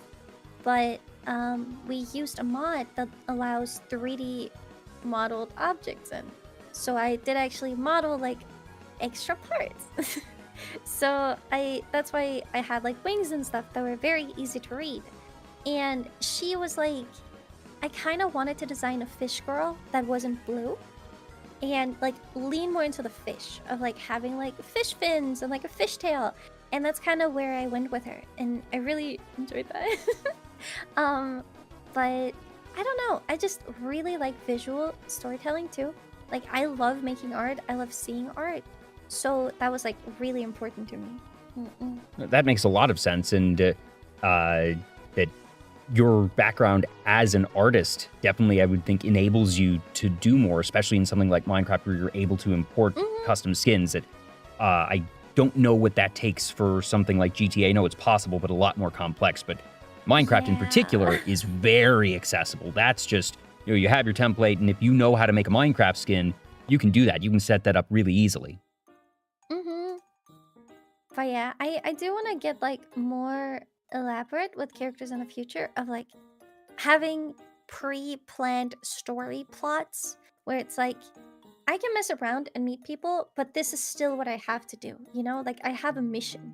Yeah. Because both of my characters, they're the same alignment of like chaotic neutral, because I like the idea of not belonging to one side. Yes, Because, that is the entire premise of the broadcaster. And I think that's nice because like most of the time there's so many nuances to things, and like there's bad people that are really fun to hang out with. And I also find when it comes to like stream content that a chaotic neutral character just allows for more options of silly shenanigans. So like me doing stupid things is just canonically accurate at that point. Yep. I do think people sometimes cop out with neutral characters of just like, oh, I do whatever I want. Like my characters still have like a basic moral alignment, but like what's important with like, instead of going to lawful or evil is the fact that they are aware of the laws, they just pick and choose which one they care about. Yeah. For the broadcaster, I didn't want it to just be I do what I want, and that I sort of justified as the broadcaster is a man of stories. He loves telling stories, he loves seeing stories and getting new stories, and occasionally maybe being part of stories, but more so experiencing stories. And that as a broadcaster, as someone who is collecting stories have many sides, and that he approaches things from that mindset, and that is why he actively chooses neutrality. That I even made a point of saying, I did not vote in the mayoral election. I did not campaign for anyone. I did not support anyone. I had no interest, no stake. But I didn't vote against the dog either. But I didn't vote against the dog, and that was my true neutrality of it all. Of just that at least I wasn't going to be working against anyone in that way, and I justified that, I do what I want mentality with that. But at the same time, I think it was also something reflexive for me out of character to be able to feel out the world since I was not as familiar with it. Going into season 3, I have more of a direction in mind for the broadcaster. He's still going to be a very neutral presenting character, but there are going to be some less neutral things beneath the surface. Motivations not necessarily aligned to any one faction, but that the broadcaster might start taking sides or putting his thumb on the scale from time to time. Probably not publicly, but that I envision the broadcaster as I don't want to say a two-faced character, because that makes him sound like really scummy, which isn't the intent. But that I think the broadcaster will keep the same rough public persona, but the broadcaster is now getting more interested in doing things behind the scenes and, helping people out from time to time. And that this is him seeing, I like your story. You're interesting. And it's not necessarily that the broadcaster believes, in their particular cause or feels some, justice or lack thereof, but your story is interesting. I want to help your story because I think it will become even more interesting if I give it a little nudge. And that, we'll see how that goes. And the other part for me is I didn't stream any of my participation in VTRP. You obviously did, as many did. Mine was mostly because since I've since I am just a talk show channel, I didn't know if I wanted to, and also since I was so unfamiliar, I felt like if I did stream that it just wouldn't be a good stream. But for next time around, since I will have my bearings, I've been, weighing the options of do I want to stream? And at least as of now, I'm leaning toward yes. And I think I would want to, and it'll be, I think I now have the capability of putting on what wouldn't be at least a abysmal stream, which I think that the ones, if I streamed this year, just would have been abysmal for how much I was kind of fumbling about at times. Yeah, I do think I want to get more into, I guess, like, solidifying my roleplay. There's definitely, like, I feel like my roleplay streams, a lot of the time, were just, like, me plus roleplay. Which, it seemed like most people had fun with, but I do kind of want to crystallize those, like, important moments out more. I want to build, like, a little, like, overlay and stuff with, like, little cinematic bars and, like, make myself disappear off the screen, where I can just, like, push a button and it's like, okay guys, we're locking in, it's roleplay mode now. Like, have music play and stuff. I feel like that'd be good. Yeah. I wanna invest more time into planning those things out. And I wanna pre-plan the existence of, like, pivotal points. But, like, you never know how they play out anyways. That's roleplay. Exactly, yeah. Are there any characters that you haven't played? So not the one for the Minecraft, not one, but something that you have of, if I were to be invited to another role play, I have this character that I want to explore. Or even really just sort of a right concept. now. I kind of level myself with, like, the environment I'm given and with, like, what I feel in the moment. There is, like, I'm a very, like, giggly and unserious person. I do one day want to try to play a more, like, calm character, but I just feel like it doesn't fit me as a person, But no, I don't have anything, like, concrete planned as far as I'm aware. I mean, that's fair. Like I said, I don't either. No, there's a lot of plans in motion for Adventure Season 2, I will say. So in Season 1, Day 1, someone that I was partying with talked about wanting to open a tavern, so I did it. And then they immediately, like, were gone and barely logged on anymore, so I was the only one for the entire week. Wait a minute, I didn't sign up to run this tavern. Yeah. I said I'd help, like, open it, build it.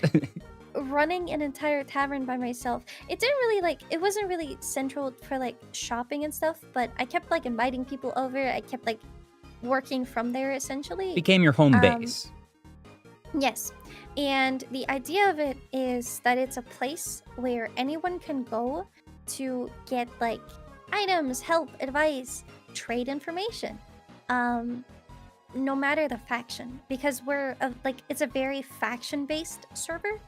And I wanted to have, like, a neutral grounds.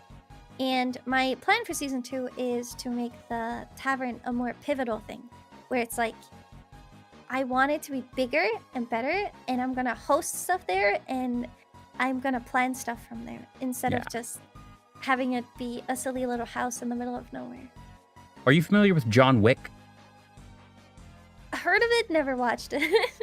So, John Wick, he's an assassin, but in that world, there is a central location called the Continental Hotel.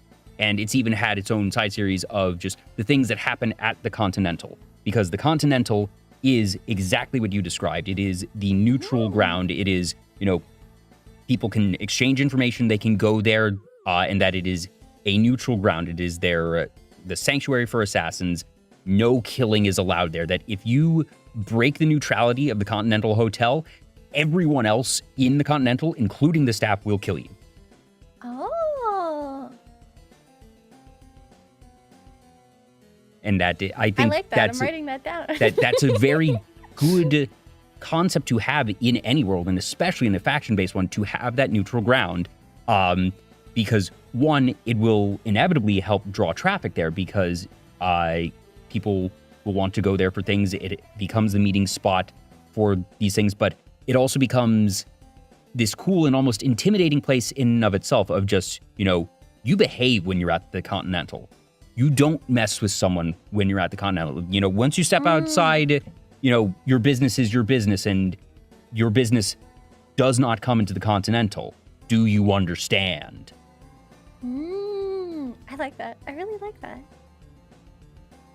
And especially if you're this very powerful, demigod-like character still, I don't know if they're going to fix that bug. Do they know if they're going to fix that bug? Actually, come to think of it? I might. I'm at least asking if I can have some of my power back. Because that also would justify it of, does the tavern have a name? I don't think so. It's just the tavern? I might have to make up a name. But that still could add to the lore of, the tavern's neutral ground. You don't mess with people in the tavern because, everyone else will you. But also, the owner of the tavern is a demigod. Don't mess around in the tavern. Did you hear about the time that she was just actually immortal and, one of the, leaders of hell and became a demon? Yeah, that's almost the justification of why it is able to stay a neutral ground, because you, specifically you, are running it. I like the what it's giving me to work with. There's some things I'm only gonna show off when it happens. Of course, there's a bunch more plans for the tavern. We're currently in talks, and we're talking to a bunch of friends and stuff, and we're kind of planning stuff together. But it's there's ideas and a lot of them, and my one main driving motive factor is the idea that because I'm immortal, no matter what happens to the world, I'm gonna have to live to see it. And so I might as well work to make it a place that is enjoyable to stay in. Yeah. And you get to play with the penalties of immortality type of storytelling. Have you seen Free Run? I started watching it a little bit, yeah. It's... Ooh.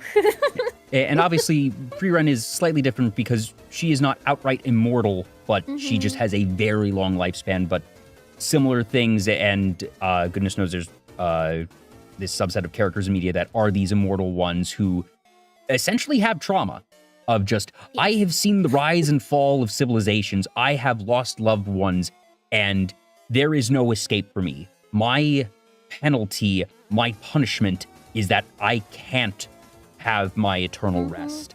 I must continue to go through and see this.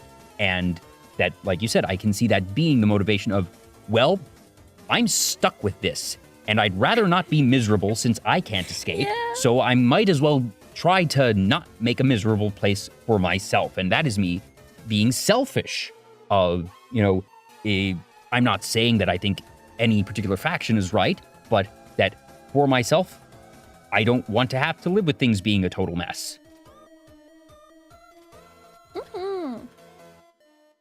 Yeah, that's pretty much it. I'm really looking forward. I want to make it more elaborate instead of just playing Minecraft for a while.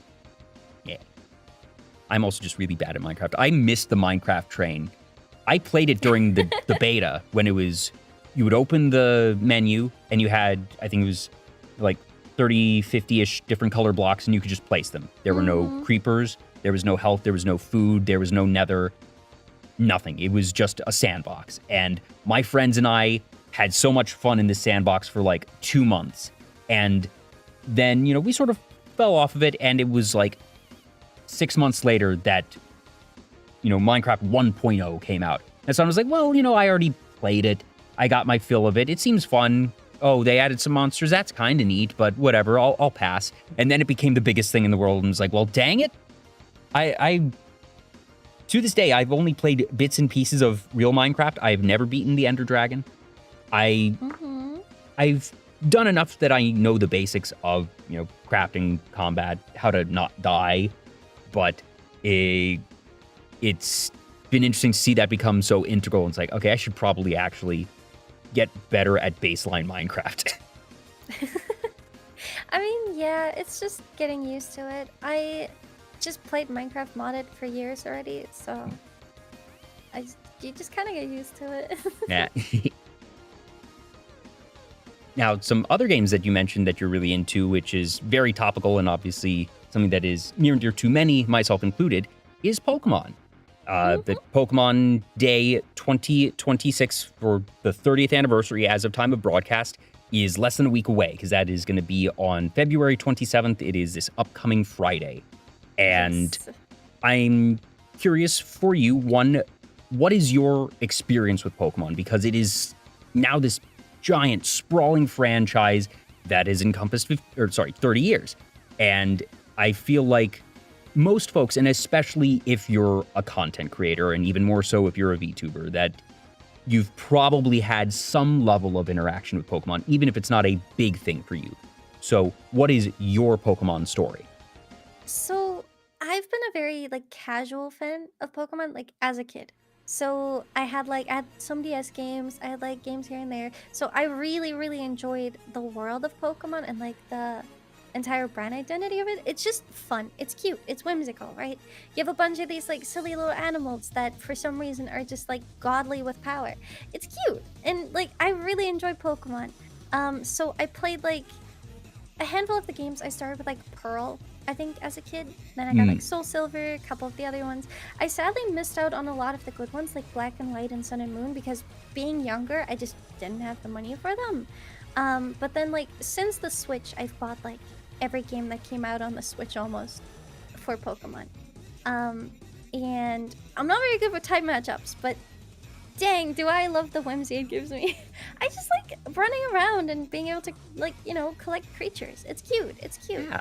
And then halfway, like a quarter into last year, I got into collecting Pokemon cards.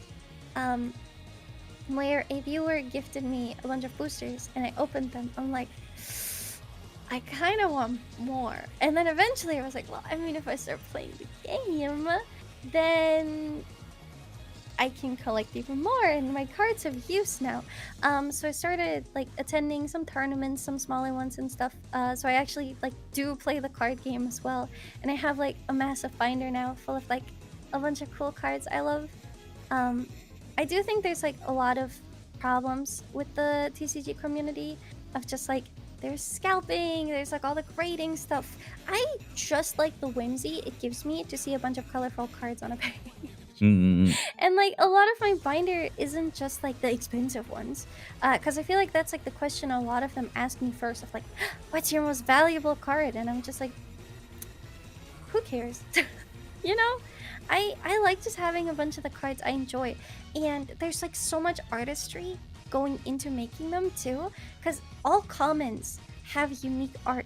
They always credit the artists at the bottom of the card, and then even the full arts are all super different and like have effects that complement them, and I just really like Pokemon. It's cute.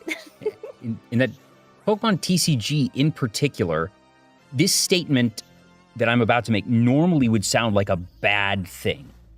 But I think that for Pokemon, it is a good one. The Pokemon TCG has no artistic consistency or identity.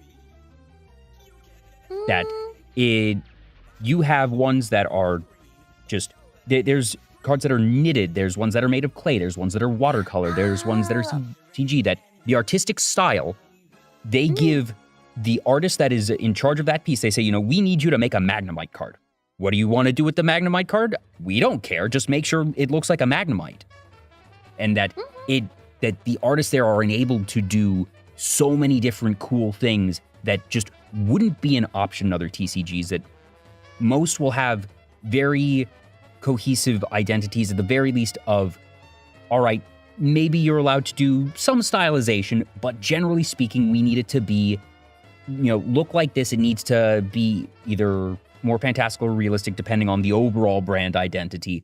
But that for Pokemon TCG, as long as it's clearly the Pokemon, the artist seems to be allowed to use basically whatever medium they want. Yeah, but to be fair, they also heavily curate who gets in. I Oh do think yes, yeah. there's a little bit of consistency when it comes to things. So like different levels of cards have different types of art on them. So for example, most of the common EX cards and like the full arts of them, which are different from illustrations. Illustrations are the ones everyone always collects, the pretty ones. Full arts just have a Pokemon on it with a colored background. And those are actually 3D models. Those aren't actually drawn. Those are just like graphic design essentially. So there's like that kind of consistency of like you have a certain, like card type, I guess. But other than that, yeah, for most of the normal ones, art is art. And whether that's 3D or 2D, it doesn't matter to them. Though I think the only non-illustration cards I've seen are the ones that are photographed of the crochets and stuff. There's like that's kind of like what it's limited to. Yeah. That I suppose saying no artistic identity is a bit too sweeping, but yeah, but and that it's really cool, and that certainly they've done a lot of different things over the years. So you mentioned you don't care, obviously, about what your most valuable card is, but I would say, do you have a favorite Pokemon, or just a favorite couple of Pokemon cards? There are so many, I'm not going to necessarily make you choose just one, but what are a handful of your favorites? Okay, out of the ones I actually have pages dedicated to my favorite Pokemon. I'm still like working on filling them. But so my two favorites, well, I guess three now, is I really like Yamper, which is the electric corgi from Sword and Shield. I really like Rowlet, the leaf owl starter from Sun and Moon. And now, kind of like, because it reminds me of my community, I really like Jirachi, which is like the wish Pokemon. So interesting. Yeah. When you said Pokemon because it reminds me of my community, my mind immediately goes to, all right, a fish, Tatsugiri maybe or something. But what about your community reminds you of Jirachi? So the entire concept of Shi food is essentially my silly little lore, very briefly broken down, is I ran a scam wish pond where people could throw in coins, wish for a wish, and I would just like take that as like, can I somehow try to make this my future? Of like, I didn't know what to do, so I was like, trying around, and that was the easiest way to get people to tell me what their plans are. And so it just kind of stuck at some point with like, I just want to make people happy. And that's when I like turned Magical Girl. And now the idea is every time someone throws a coin into the pond and makes a wish, that like coin at the wish manifests into a Shifu. So Shifu in their core for me are just like the manifestation of a wish. And Jirachi is the wish granter, and that's how you get to Jirachi. And also, I don't know, visually they remind me of it. But there's one card I really want to have one day that is a promo card of Jirachi, where it's like kind of like grabbing towards the sky, and it's filled with like pretty like star shapes and stuff. But because it was a promo, it's really hard to get, sadly. I'm trying to see if I can actually find that image now. Let me see if I can get that for you. Oh, I think I see it. Oh, is it the? Yeah, just glancing at it. The one with Stardust and Dream Dance, full art. Yes, that's the one. This. It makes me just like really think of my community as a whole. Yeah. Yeah, I'll get this. So, you mentioned you have a couple different pages, and I guess Yampers and Rowlets are probably pretty easy because they're basic Pokemon, and there's a couple of full arts for even those, you would certainly. Think so. There is not that many cards of them, actually. Really? I would have expected at least a chunk for Rowlet because it's a starter. Rowlet has a few, but not enough for me to actually fill. So I use a 4x4 binder of pages. And there wasn't enough unique arts for me to actually really put them all in. Plus, some of the cards are really hard to get. There's a specific promo where Rowlet is like depicting the screen, like the painting. And that card is like worth a kidney or two. So you know, obviously, I'm not gonna get those. I very much like collecting on a budget because Mm, it makes it so that, you know, like I feel like all the art for me is equal. Like I don't think a card is better just because it's more expensive. I yeah. judge it based on if I like it visually. So there's like a decent amount of cards, but only mostly like common cards. And so I'm still like, you know, swapping it out here and there. But a lot of them kind of are reprints, and repeats of each other. And for Yamper, Yamper only recently got its own illustration. Before that, the only illustration card it was on was a Joltik card, where there was a Joltik on like a Yamper spot. How do you not end up having a Yamper card? Because it I do not have, only like, I actually pulled the new Yamper card myself now, so. now But, to confirm, do you mean that Mm. that was the first Yamper that you owned, or was it the first Yamper that No, Pokemon had ever printed? So there's multiple Yampers, but when it comes to like full art illustrations. Oh, okay, gotcha. Yes. Yeah. So the big ones, they were called illustration rares. That's why I said illustrations. Yep, yeah. Um, No, you mentioned that and That was like popped out of my head. Mm-hmm. But there's only like I don't know how many. I think probably like maybe 8 cards that have Yamper on them. Which is a good enough amount, but you know, I kind of filled it up with like his evolution and stuff too. I'm curious, how do you end up with Rowlet? Because you specifically said you didn't play Sun and Moon. I don't know. He just looks stupid. That's very fair. Rowlet is just a round little burb. I chose it because, gosh darn, that thing is cute. There is not a thought behind those eyes. Yeah, I don't know. It just stuck out to me a lot. I ended up like playing the start of Sun and Moon like years later down the line, but I never ended up finishing it. But someone else I knew had like an extra copy of Sun, so I tried it and I was like, "Yep, that's my boy." Yeah. That's my boy. Do you have any particular hopes for future Pokemon games, whether it be things that would be announced this coming week at Pokemon Day, or just either a remake or a type of spin-off, anything at all? You know, imagine that you are hired by the Pokemon Company and given a ton of money and you have creative direction. What do you want? I want more Mystery Dungeon. I love Mystery Dungeon. Fair and valid. I do hope that, like, with Pokemon Day, I have 2 hopes. One, I hope they announce something for Gen 10, just because, I don't know, I want something to look forward to, you know? I think Pokemon Day will be considered a failure if they do not announce Gen 10. Yes. I'm kind of sad to say that, but I think that's the case. And I hope for something interesting, cards-wise, because the 20th and the 25th anniversary had, like, very special sets. Yeah. So I want something special, please. I would be, like, if I were to have to bet money right now, I would still bet pretty confidently that Gen 10 will be announced, because I feel like even Pokemon Company knows, one, it's the 30th anniversary, and just, you can't really not have something pretty big prepped, and it's been about the right amount of time anyways, so seems to line up. But I would be genuinely shocked if they didn't do something TCG-wise, because obviously that doesn't take quite the level of multi-year coordination at the scale of a new generation, and that, goodness knows, they, like you said, they have that precedent of printing promo sets and that they do so many a year. I'd be really, really surprised if they didn't do something for 30th. Yeah, I mean, I know they're gonna do something. It's just going to be how much of it is printed, how expensive is it, and how badly do Yeah. people scalp it.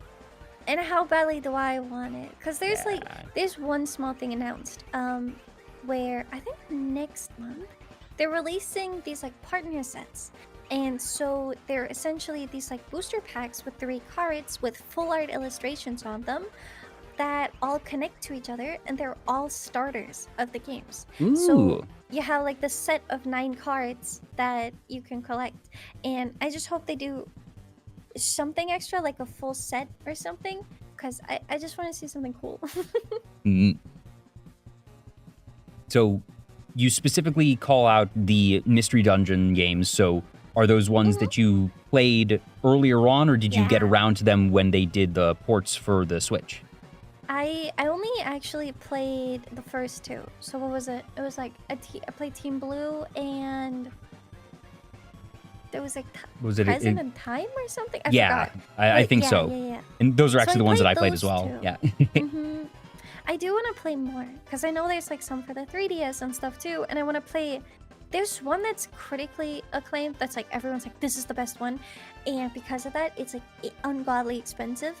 I did actually see it in a retro game store once, and it was like over $100. I was like, okay. I don't think I Can't want justify that. that. So, yeah, I don't know. I just really like Mystery Dungeon as a concept because I feel like the Pokemon are what make the world. It's not the people, it's the Pokemon. Yeah. And that's like the thing that they excel at is character design. And like this also does apply to like trainers and people because there's a reason why people love the world is because it looks good. It's nice, it's fun. And so yeah, that's why I feel like I don't know, Mystery Dungeon is just peak. And that certainly I think it's one of the most universally agreed upon things that, you know, people will have complaints and criticisms of the Pokemon Company in terms of, you know, the games, the graphics, the performance, and I'm not going to bother digging into all that, but basically no one is going to, like, everyone thinks the character design and the overall designs are really strong. Every generation just has some that the different Pokemon to the trainers to the world itself is so consistently good. Yeah. No, it's good. I really like it. I'm looking forward to more. Yeah. And that for me, I'm just happy that kids today get to grow up with Pokemon because having been there, like, I was there for Gen 1 Pokemania. The first video game I ever owned was Yellow version. I had seen Blue and Red at friends' houses, had played bits and pieces, but the first I owned was Yellow, and I consider myself a distinctly casual mid-core enjoyer of the series. I have played and completed one game of every generation. I have never bought both games of any generation. I have never completed a Pokedex except for Legends Arceus. I can't say that I have played every single side series. I've played a good chunk of them, though. Like I said, I've played a couple of the games of Mystery Dungeons, not all of them. I collected the Pokemon cards when I was young. Haven't really collected them now, but I'll still sort of glance and be like, oh, that's the set they're releasing. I've never participated in a VGC tournament, but I'll tune in for Worlds every year. I'm not going to tune in for, like, the regionals necessarily, but you know, I know who Wolf Glick is. I keep up, at the very least, with generic meta glancing, and it's like, oh, that's what's going on in VGC right now. Neat. And I recognize that's definitely a lot more invested and active than the average, because the average, when it's something as big as Pokemon, is going to be pretty minimal. But that I've also never, I suppose, dove into the deepest of deep ends on any of these particular facets. I'm, like, you know, waist deep in all of them. Yeah, I mean, as long as you like what you like, you don't have to get like crazy competitive with it. Yeah. I just like Pokemon. I just think they're neat. I just think they're neat. Just, like I said, I'm glad that kids get to keep growing up with Pokemon because I enjoyed it so much and I think it's great. And, you know, Pokemon is imperfect as all things are, but that at the end of the day, I see Pokemon as such a good thing in the world. And that whether it is the anime, the card game, the video games, Pokemon is one of those things that I just very much associate with. I'm glad it's here. I'm glad it's around. Do scalpers suck? Boy, do scalpers suck. Are some fans toxic? Yeah, there's toxic fans in every fandom. But Pokemon is such a good thing in the world, and I'm so excited to see what they have for 30th anniversary later this week that I'm definitely going to be watching live. Not sure if I'll hop on a friend's stream to live react or something, but fingers crossed. Like I said, I would bet that Gen 10 is going to be announced, and it's sort of a question of when does it get released. My guess is that they'll release it holiday season, because that's usually when they aim, like November-ish. Yeah, that's typically how it's been the last few years, yeah. I'm excited. I hope it's gonna be something good. Yeah. Yeah, Mocha and Chad back there doing Gen 10 just... Also, this is the easiest it's ever going to get on saying it, because it's Gen 10. It just rolls right off the tongue. It's not, Gen 7, Gen 9, Gen 10. It's there. Gen 10. And it's going to be, all right, what do they do? What's the region going to be like? What are the legendaries going to be like? And one of the great things about Pokemon and the different generations is nobody can even hazard a guess. It's just... because of the relative lack of continuity, that it can really be anything. But I love digging into the lore of the different regions and, exploring different hidden areas and seeing things. Because Pokemon does a great job of giving you these crumbs of lore. It's not a lot, but that makes, similar to the pixels in pixel art. The less you have, the more important each one is.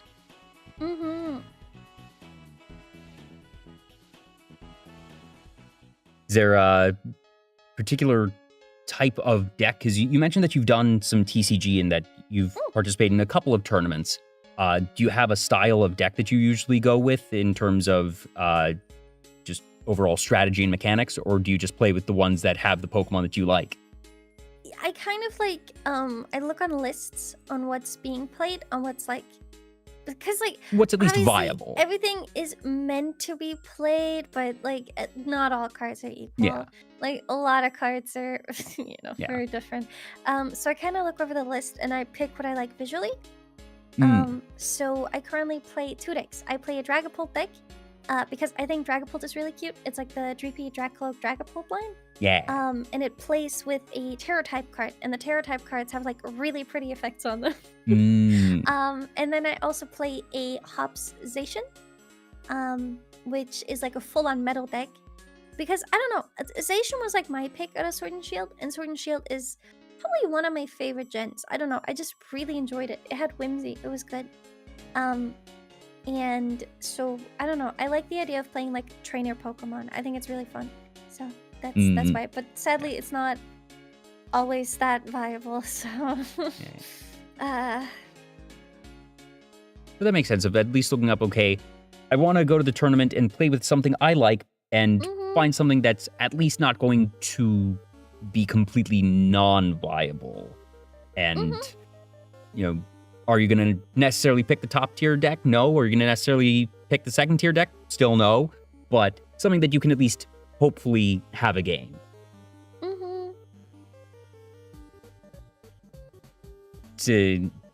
It's such an interesting card game as well. Just I only ever played the game for Game Boy, but again, I'll poking on Worlds every so often and be like, oh, so that's how it goes. It's very simple. It's in terms of TCGs, it is. Yeah. It's always good because again, it's meant for kids, and that actually the last guest I had on was also really into Pokemon TCG. So we were talking about the fact that they have their leagues based on age. That way, it's going to be a 6-year-old playing a 6-year-old. And that, so it really depends too, though. If you go to places where there's not as many players, they'll still have you play against the youngers. Yeah. But genuinely, if you're a kid playing it, you kind of just get a bunch of stuff because there's not that many kids going to tournaments. When you go to the actual cups and stuff, the winners take home playmats that say champion or whatever on it. And if you're the only one in your age bracket, then you just get it. Yeah, because while and I love that for them. Yeah, because while they might have to pair you, like you were saying, if there's just not many people, that the solution is, all right, we're not going to send you home not playing the game because not enough people your age showed up, because that's a bad experience. We're gonna have to pair you with older folks out of necessity, but for record-keeping purposes, you are still participating in your particular age bracket, and that means that you get your age bracket's prizing, and if you're the only one, like you said, you can just walk away with everything. But then also, I feel like the younger kids that play the games, that if they're showing up to a shop to play, that means they know what they're doing. That it's a lot easier. I feel like it's a lot easier for an adult with expendable income to just sort of shrug and say, you know what, I'll go to a tournament and not necessarily know as much of what I'm doing. Whereas if you're a younger kid, you have to ask your parents to drive you there, and you need to get that all situated. And I feel like on average, if I see a 7 or 8-year-old at a card shop for a constructed deck tournament, I'm scared, because that means that kid, like, sometimes they don't know what they're doing, but if a kid knows what they're doing, sometimes they're just the best player at that shop. Yeah, it's rough. We have a kid that's like the son of one of the people that was doing referee for us, and that kid is cracked. Like, just an absolute monster. Yes. The moment I get paired up against them, I already count my round as a loss. Like, okay, well.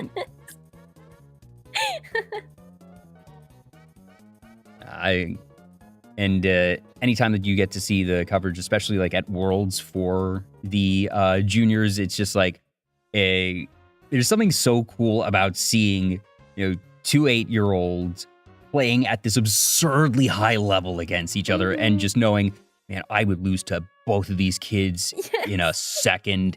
And dude, some of the kids nowadays have like more expensive collections than me, where it's like they'll be running around with these like cards that cost more than I would ever be fine spending on cards. And I'm just like, oh my god. It's crazy, because like I set myself this goal of like, I mostly collect cards that are at maximum in the 5 to 10 euro range. So these cards get like very expensive very quickly, and so you're aware of it, right? You're aware of these like expensive cards, because if you pull them, like, either I keep this because I'm never buying this, or I get rid of it so I can or get I'm more selling it cards. so I can buy other things. Exactly. Yeah. Yes. And so, you see a bunch of these cards, and then I remember, like, so it's very common courtesy to bring trade binders to events. And like just flip through with each other and like, hey, you want to trade? And then if you can pick something out for like equal value, that's good. And then I remember flipping through this kid's binder, and like, in like 99% of the cards I saw in there were like above my pay grade. I'm like, and that's your trade binder? What do you mean? But I guess if your parents are super into TCG as well, I guess that kind of happens. Or it could end up happening that, all right, they entered into these tournaments, and since they're in juniors, like you were saying, they get the championship mat, they get all of these the prizing, and that whether it's some amount of opening or, okay, I can sell this championship mat for $100, because those champion mats usually end up with special art, and that my guess is that on average it is probably, okay, the parents, kind of spoiling the kid a bit, but I could also believe that there's non-zero of the kid, through their own participation and success, has been able to self-fund for some percentage. Yeah, I remember there was actually a specific moment where one of the kids was like, hey, I'm selling this card because I want to go to a pre-release event. Yeah, we've been there. And pre-release events are super fun. That I went to one. It was probably a year or two ago at this point, because since it's sealed, you can just do that even if you haven't played it. And it was neat. I might do that again sometime. Yeah, no, I do think the pre-releases, they're very casual friendly. Yeah. Typically, there's also a bunch of people that'll help you learn and stuff. It's very nice. I really enjoyed it, actually. Yeah. I just had like a really bad experience at the one I went to. But, oh no! Yeah, I kept most of my bulk that I got that day in like the pre-release box, and then I was trading towards the end of the night with someone, and Oh no, when I did go it get to stolen? Pick up my box, it got stolen. So I essentially paid like a bunch of money and went home Walked with away with almost nothing. Yeah, I'm like, That's so frustrating. mm, That is a very unfortunate reality of you always need to keep a hand and eye on stuff because it's a lot worse the bigger the events get, that if you're going to go to a big organized play thing, you really need to keep your eye on stuff. You can be a bit more lax if it's just your local shop and there's only 12 people that are going to be there. But anytime it gets, I'd like if there's more than 50 people, that's when I'm like, I'm keeping it like in front of me or I have a hand on it, and it sucks. But yeah. But hopefully at least the matches were good. Just bulk. Like yeah, and that's the thing. And then people pick up like anything, and I hope it was a mistake, because one thing I have seen, especially at pre-release, is because they give everyone these identical boxes, and that I have seen cases where somebody accidentally picks up the wrong box because, I was sitting at this table and that it's approximately where it was. I forgot I already put my box in my bag, and just, I have a mental blip and goes like, okay, yeah, I need to grab my box. Cool. That's one at the table. Put it in my bag and didn't bother to look to see that there was the other box in the bag. And I haven't done that myself, but I've heard of cases where people get home, open their bag, and like, wait, why do I have two boxes? Uh-oh. Oh, no. And then, sometimes we'll go back to the shop. But the unfortunate reality is that is not common, but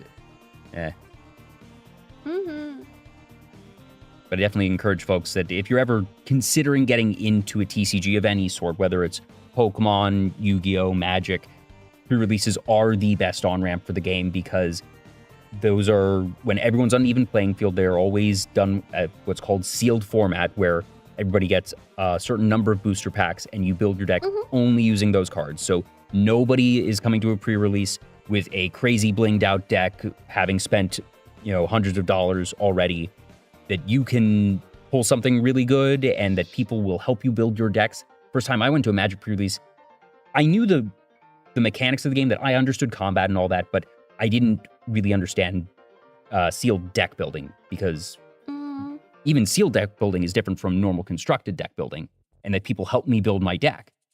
But since I knew how to play the game, I went 4-0 in that pre-release. It was just like, okay, I see why you would put this together, and then once we shuffle up and play, I was able to do that, and that people are always very generous with their time, and especially for new players. So, yeah. Yeah, it's a lot. There's so many things you can learn about it. I'm not very good at building my own decks. I kind of like build off of the idea of what other people have, because it's just a lot of planning and a lot of thoughts and like cross effects and how does this synergize, blah, blah. To this day, doesn't matter which game, I've never been good at constructed deck building. I do a lot of limited, like I play Magic and I only do draft, and then when it comes to pre-release, I'll do sealed. If Pokemon ever introduces draft, I am so in, but for Pokemon in particular, the way that its game works, I don't think it is ever going to be, unfortunately, conducive to the draft format. They do have official draft rules of what you can do. But instead of a classic draft where you pass the entire booster around, they make piles of like, this is an energy pile, this is an item pile, this is like that pile. So it's kind of interesting. They've done the best they can, but it is not designed for draft. That's not how they create their cards and their sets. Whereas Magic is specifically designed with draft in mind. And it's not an easy thing, which is why basically no other card game does it, and why I would be in on any card game that is willing to put in the effort. But I recognize it is absolutely an effort.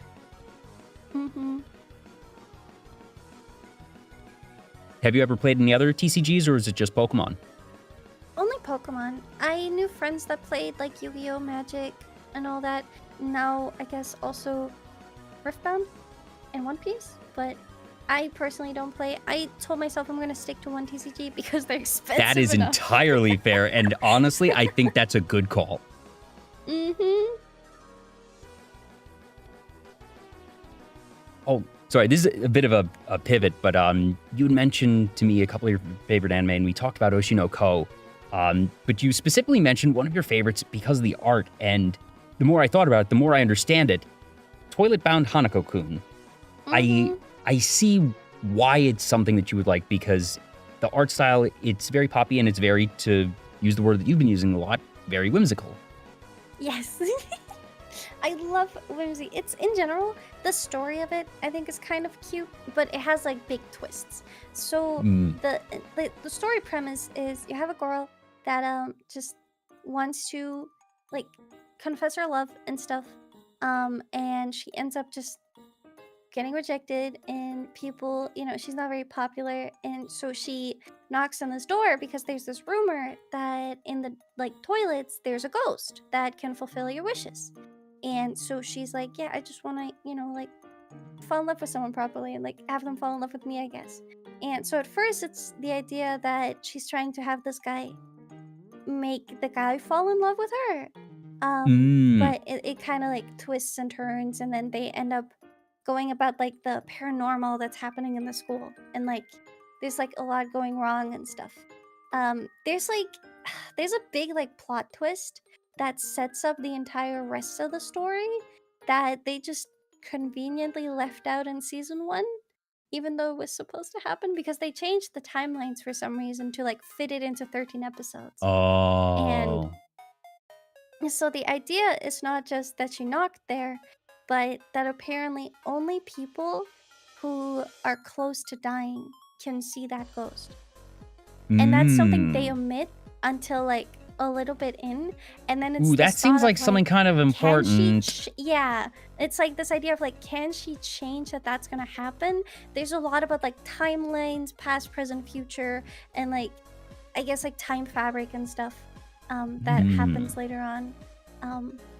I should, like, pick up the manga again. I kind of dropped it at some point because it was, like, kind of slow to wait for chapters to release. Yeah. But it's interesting. It's really interesting. And based on what you had said on that, because, well, I'm familiar with Toilet Bound Hanako-kun in terms of style. I've seen a couple trailers, but I've never actually watched it myself. But you mentioned the different things of the mystery, and that definitely is consistent with Oshinoko, which has many of the things we discussed, obviously. It has that aspect of the entertainment industry, which I also find super fascinating, and it's something that, even if stylized, that a lot of shows don't really get into, but that the underlying motivation of everything in the series is a mystery. And that the other series you mentioned to me is mysteries, not necessarily one central mystery, but that it is many mysteries. I would just call it a mystery series, and that's Apothecary Diaries. I love Apothecary Diaries. It's so good. That's one that it's been fascinating to see. I felt it went a little under the radar for season 1, and went under the radar for me. Because I remember, like, I'll always read at the start of an anime season the synopses for all the different shows. I'm not going to watch all of them, but that it was like, okay, which of these do I want to see the premiere of? And I had missed the premiere of Apothecary Diaries. It looked interesting, but I just didn't get around to it, didn't think much of it. And then I start seeing a couple of posts here and there about it, and especially as it gets the end of season 1. And then it was at the suggestion, the really strong suggestion of a couple of friends, was like, okay, I'll sit down and watch it. And thank goodness it was after season 1 was done, because I started episode 1 of season 1 of the Apothecary Diaries on a Friday night. It was probably about 6 p.m. And hit next episode. It was somewhere around 3 or 4 p.m., I think, on Sunday afternoon that I finished episode 24.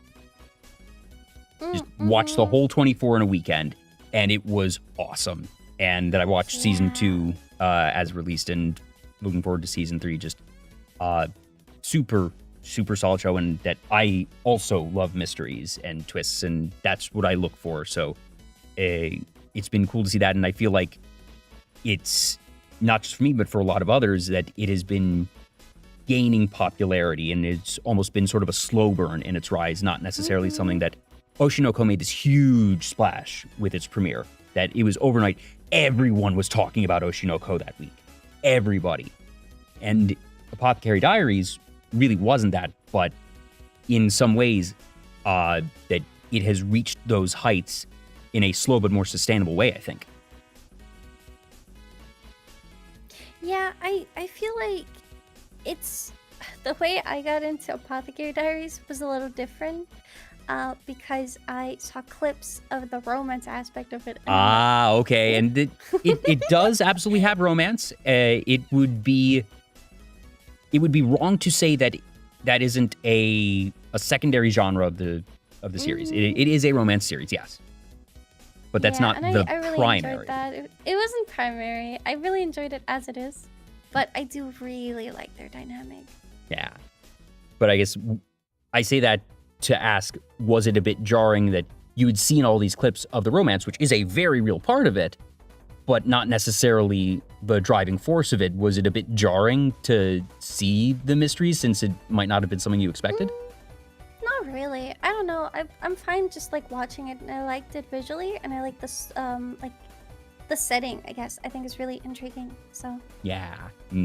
For those who aren't familiar, Apothecary Diaries is, I guess, feudal age isn't quite right. I'm blanking on the proper term of the era, but it's Imperial China, and that it is an imperial court drama and the mysteries that happen within the imperial court. And the apothecary here is a girl from she's initially a commoner from the Pleasure District is where she grew up. So the different intricacies and aspects that happen in a imperial court, she is baseline familiar with, but also her father is an apothecary who trained her very well, and it enables her to be a very, very adept detective. But then also romance with definitely not somebody of any importance. They just so happen to be, this person who has some level of authority. Don't worry about it. yeah, no, it's good. I really like it. I always like if people ask me, I do recommend it. It's good. Mhm. And you just watched the anime for that one, haven't read the manga? I read the light novel. I started reading that last year. I don't remember which one I stopped at, but I'm still further than the anime. I read it before season 2 was finished. And so it was kind of interesting to see like the events unfold after having read it, So Yeah. I've just seen the anime. I usually, I'll generally prefer anime over manga and light novel because I'm the type that will really only consume a story once. I like visuals a lot. So, yeah. Yeah. That for me, that I love the twists, the reveals, like the big moments for me. You only get to experience the twist once, and that if I realistically think there's going to be more of the anime, I will wait to see the twists and reveals in motion, in color, with music, then go read the manga. If a series that I have watched stops and I do not realistically think that it will ever get more adaptation, that's when I'll consider going to the manga or the light novel.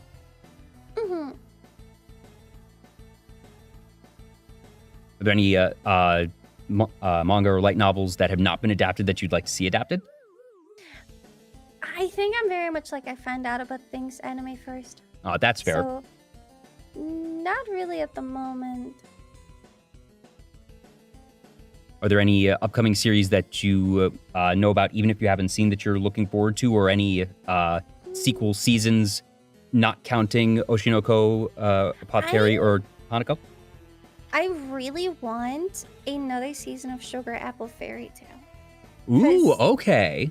Yes, I really like that one. But I don't remember. There's not been an official announcement for a third season, so it's not looking too good. That's the trouble of it's the curse of basically anything that isn't a shonen of Mhm. can it get more than one season? Can it get more than two? I have not seen Sugar Apple Fairy Tale myself. I have a couple of friends that have seen it, and I've heard it's a very good show. I remember seeing the key art. It's very pretty. It's a very, if memory serves, it has a lot of pastel colors in it. Yes, it's very pretty. It's very pretty. Very like romance adjacent. Very it's cute. It's really Mm. cute. I liked it visually a lot. That it's one that I think was successful enough that I wouldn't be shocked if it got a season 3, but also, Yeah. I don't know. It's so inconsistent, and It kind of is. Yeah. it It's very feels hit like or there's never miss. logic to it. I'm sure there is behind the scenes of how the decisions are made, but that for us in the public not necessarily being privy to all the numbers, all we can do is hope. Mhm. Mhm. That my curses are the series that ended or will never get like proper remakes, or that I hope like I'm very much in the camp of remake or on High School Host Club. It will print money. It's there. It was very It would, successful. it would People love it. definitely. Or same thing with Soul they did Eater. it with Black Butler. They can do it with They like did it with- Orin High School. Mm-hmm. They did with Black Butler. They've done the full manga faithful reboots of Ranma Half, of Fruits Basket, of Urusei Yatsura. Like shoujo manga faithful reboots are a thing now. There is precedent for it. Who knows though? It could be a thing of maybe the mangaka doesn't want to license it. Maybe the studio wants to make it. Maybe they know it would print money, but that the mangaka, the rights holders just say no. There's so many things that go into it. So you hope, cross your fingers, and you don't hold your breath. Yeah. It's not like we have a say in this, so. Yeah. I know it's starting to get a little bit late over there for you, so I do want to let you go, but I have a couple last questions that I ask all my guests before we head out. First is, do you have any goals for the rest of 2026? That we're here at the end-ish of February, so still a good number of months left to work with, and whether that's something in terms of, stats you want to reach a certain, follower type of thing, because those goals, especially as someone who's full-time, are very real, very valid. Could be something with a project of, I want to do this type of stream, or put out a video or some music, or it could be, I want to, debut this model. What are you hoping to get done before the end of the year? So I went into 2026 reaching partner, and that's kind of set like this fire under myself where it's like Does that happen like right before? Was it right after VTRP? Yes. So I sent in my application right before VTRP, and then, I kind of just waited. But so I want to work more on stuff. I want to keep like making people happy, and that includes like anyone, like the people that watch me right now, the people that might find me in the future, and my friends that I want to keep around. I actually have an outfit that is in the process of being rigged right now. So hopefully that'll be at some point soon. I want to run my own roleplay events. We'll see. I have an idea for a Rust event that I want to do because I've never played Rust. I've obviously seen it around, either, but you can roleplay it. Yeah, and I can see obviously because Rust requires so much building in a way that is different. Like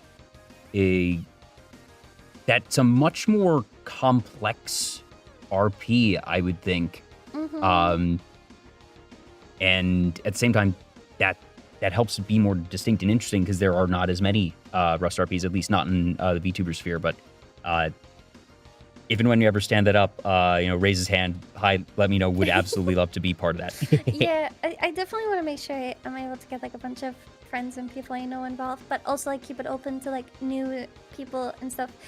I just want to host something fun because like I really enjoy getting to meet people through events. It's a very organic way of meeting people, and I enjoy that. So I want to facilitate for that as well. Yeah. So yeah, I'm just gonna keep working hard.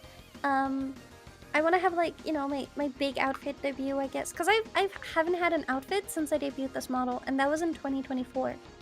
So I'm a little due. I'm a little due. I don't know. I'm kind of like gonna take things as I go. There's like some like ideas in the back of my head. I have an art collab, like an art study collab I want to do. That requires a lot of assets and stuff. So I'm still figuring that out, but I'm gonna work hard. Yeah. And the last question I ask all my guests is, what does being a VTuber mean to you? And that's not what is the definition of a VTuber, but different people get different things from VTubing. And some people have a very emotional, personal attachment to their model, and they say, VTubing lets me be someone I can't be in real life. It lets me get in touch with my inner child. Other folks have said, I like my model. I think it looks really cool. But for me, it is a tool as an entertainer, as a content creator. It lets me be more creative and do different things. And that's why I love VTubing. And there's things in between that. There's things beyond that.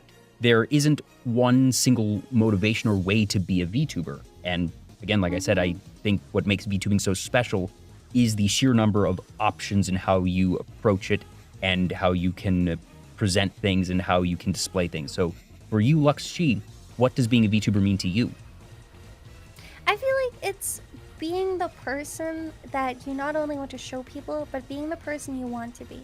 And whether that's by like physical limitations or other limitations, it's like VTubing opens this avenue of it. I think it's less of pretending and more just like actually manifesting that, hey, I want to be like this.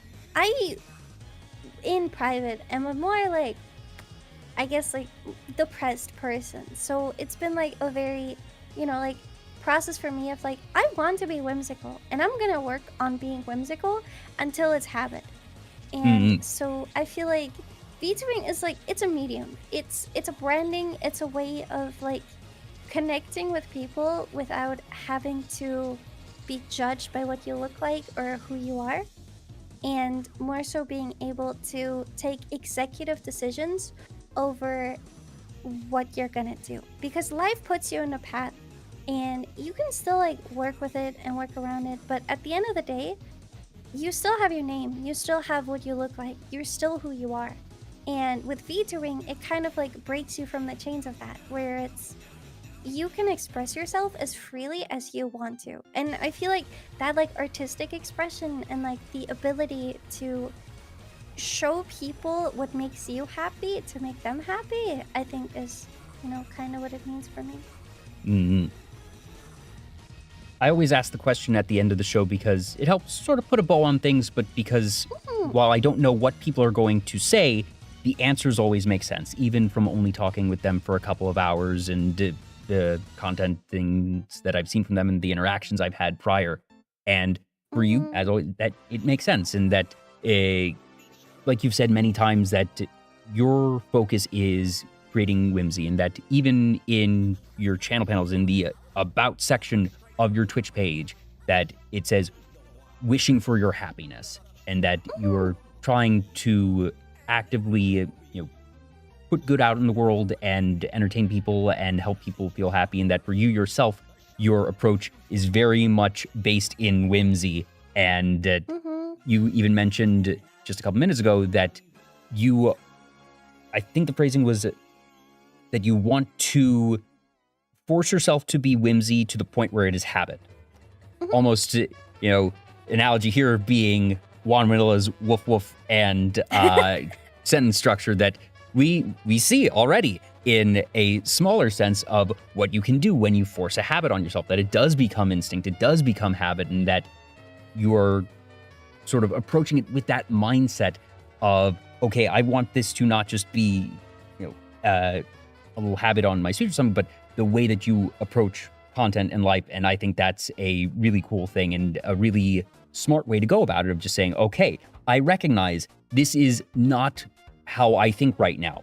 I know that I can't change that inherently overnight. So I'm just gonna sort of force myself and, I'm not gonna say gaslight myself into it, but that you're creating that habit. Yeah, I mean, fake it till you make it is a very real thing. Boy, As howdy much as is people it. like to joke about it, but genuinely, as someone growing up with like low to no self-esteem, it is really something that you just have to pretend. It's you don't get better at it if you don't. Yeah, absolutely. And it's the type of thing that we were talking earlier about, the folks who've been around for 3, 4, 5 years, the folks that you see who are very big and established right now. You go back and you look at their VODs from 3, 4, 5 years ago, they are not as polished as they are now. Because nobody is. You don't walk into it necessarily good, but that you just work at it. And that sometimes folks drop in, they appear to be very good. That's probably because they have years of experience in something at least tangentially related. And that just, putting forth your best effort, being mindful, being, a generally good person, or, not a bad person, that, it's not that complex. It does take work. It does take time.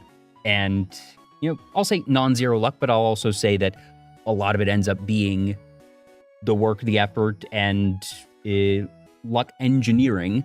Pun not intended here, but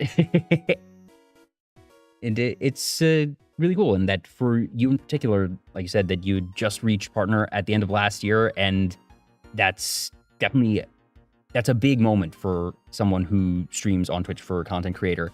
And the options that open up once you reach that scale really is pretty significant. And I'm really excited to see what you end up doing with that, with your art, with your upcoming debuts, and hopefully with an RP server. That I think you have a very exciting year and more ahead of you, Lucks. And I just cannot thank you enough for taking the time out to be here today. And I have one last sort of question. Some would say it's the most difficult question I ask all day, and that is, who would you like us to raid? Ooh, I can have a look. Well, But while she does that, I'm really glad. Thank you for inviting me out. I genuinely enjoyed it. I feel like with like interview shows, everyone does them differently, and some people do them at like a, I guess, like more exciting level than others. I've definitely been like through all scales of it, where it's like some of them felt like I was getting like school interviewed, and some of them were fun, like it's just different. It doesn't have to mean that one is bad or better than the other, but I genuinely really enjoyed this, and I can't wait to see what you have cooking up this year. So well, thank you. I very much appreciate it. That I said it during the pre-interview that my goal is just to create the best possible experience for the guest. I very much similar to the broadcaster. The reason the broadcaster exists is that he is more or less me. It was very easy of just that I approach things with that flexibility and neutrality. Just I want to, that I do like collecting, hearing, and telling stories. That's how I wound up at a talk show concept.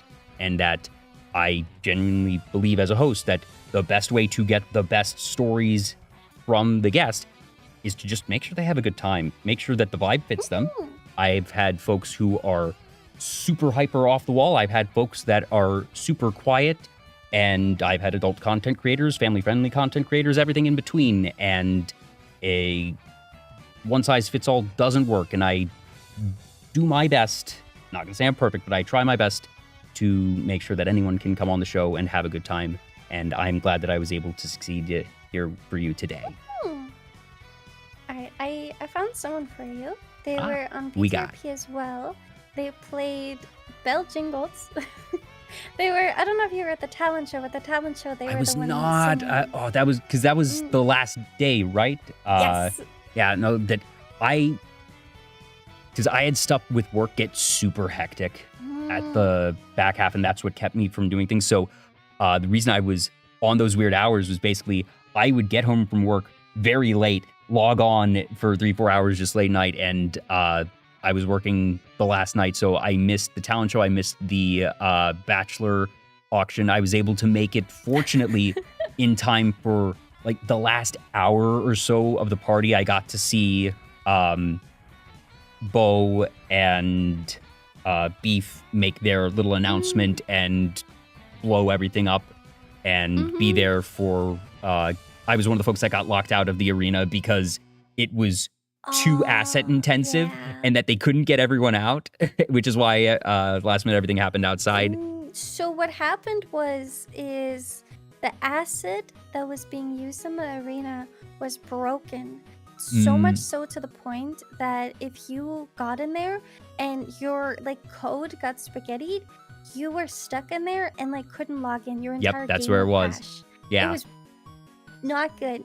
But at least it happened at the end. Talent show either because I was busy traumatizing people.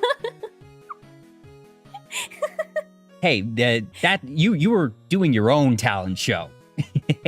I took away a couple people. We were following like a Barney Clay storyline. And I was talking to the Sunbug and yeah, I don't know, plot twist stuff, I guess. But it was very funny because we got to be like, power of friendship, maybe we can save him with the power of friendship. And then let's just say I became really dramatic. It's like, are you ready? I'm like, okay, yeah, well, can you guys tell my dads I love them? And then they just disappeared. You also had the best, bar none, server ending moment. The cutoff of so you good. with the dads of just, was I a good dog? Yes. Server goes out. Oh, Like, so good. actual movie I love ending, cut to that. credits, fade to black right there. And we knew it was going to be at the top of the hour, but there wasn't a global countdown or anything. But you nailed it. Yeah, that was not planned out. That was just what I said in the moment. I don't But know. it was so good. I'm very proud of it. But again, thank you so much. Also, Showa Koi, thank you very much for the follow. And Mortis Skywalkers and Mr. Zap5, appreciate follows. And for folks on YouTube as well, not able to do YouTube raids, so it's just going to be over here. But we're going to be raiding into, it is Astrea Color and Chora.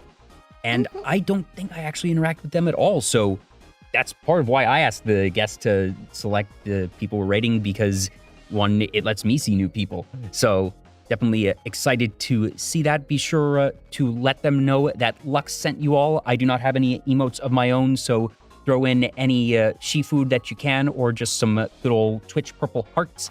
And that's going to do it for me. If you're interested in more shows like this, I don't have a set schedule. I try to do about one a week. It varies, but you can follow me here on Twitch, Twitter, and Blue Sky to keep up with what's going on. If for some absurd reason you're not already following Lucks, please do correct that. Just gave her a shout out, and you can find her links in the YouTube description and the channel panels here on Twitch. And otherwise, I just cannot thank you all for being here and up, for whether it was from the start of the pre-show or if you fell in somewhere along the way. Really appreciate you all. But be sure to give Astrea a good hello from us. And until next time, I'll see you all around. Bye-bye, everyone. Bye-bye.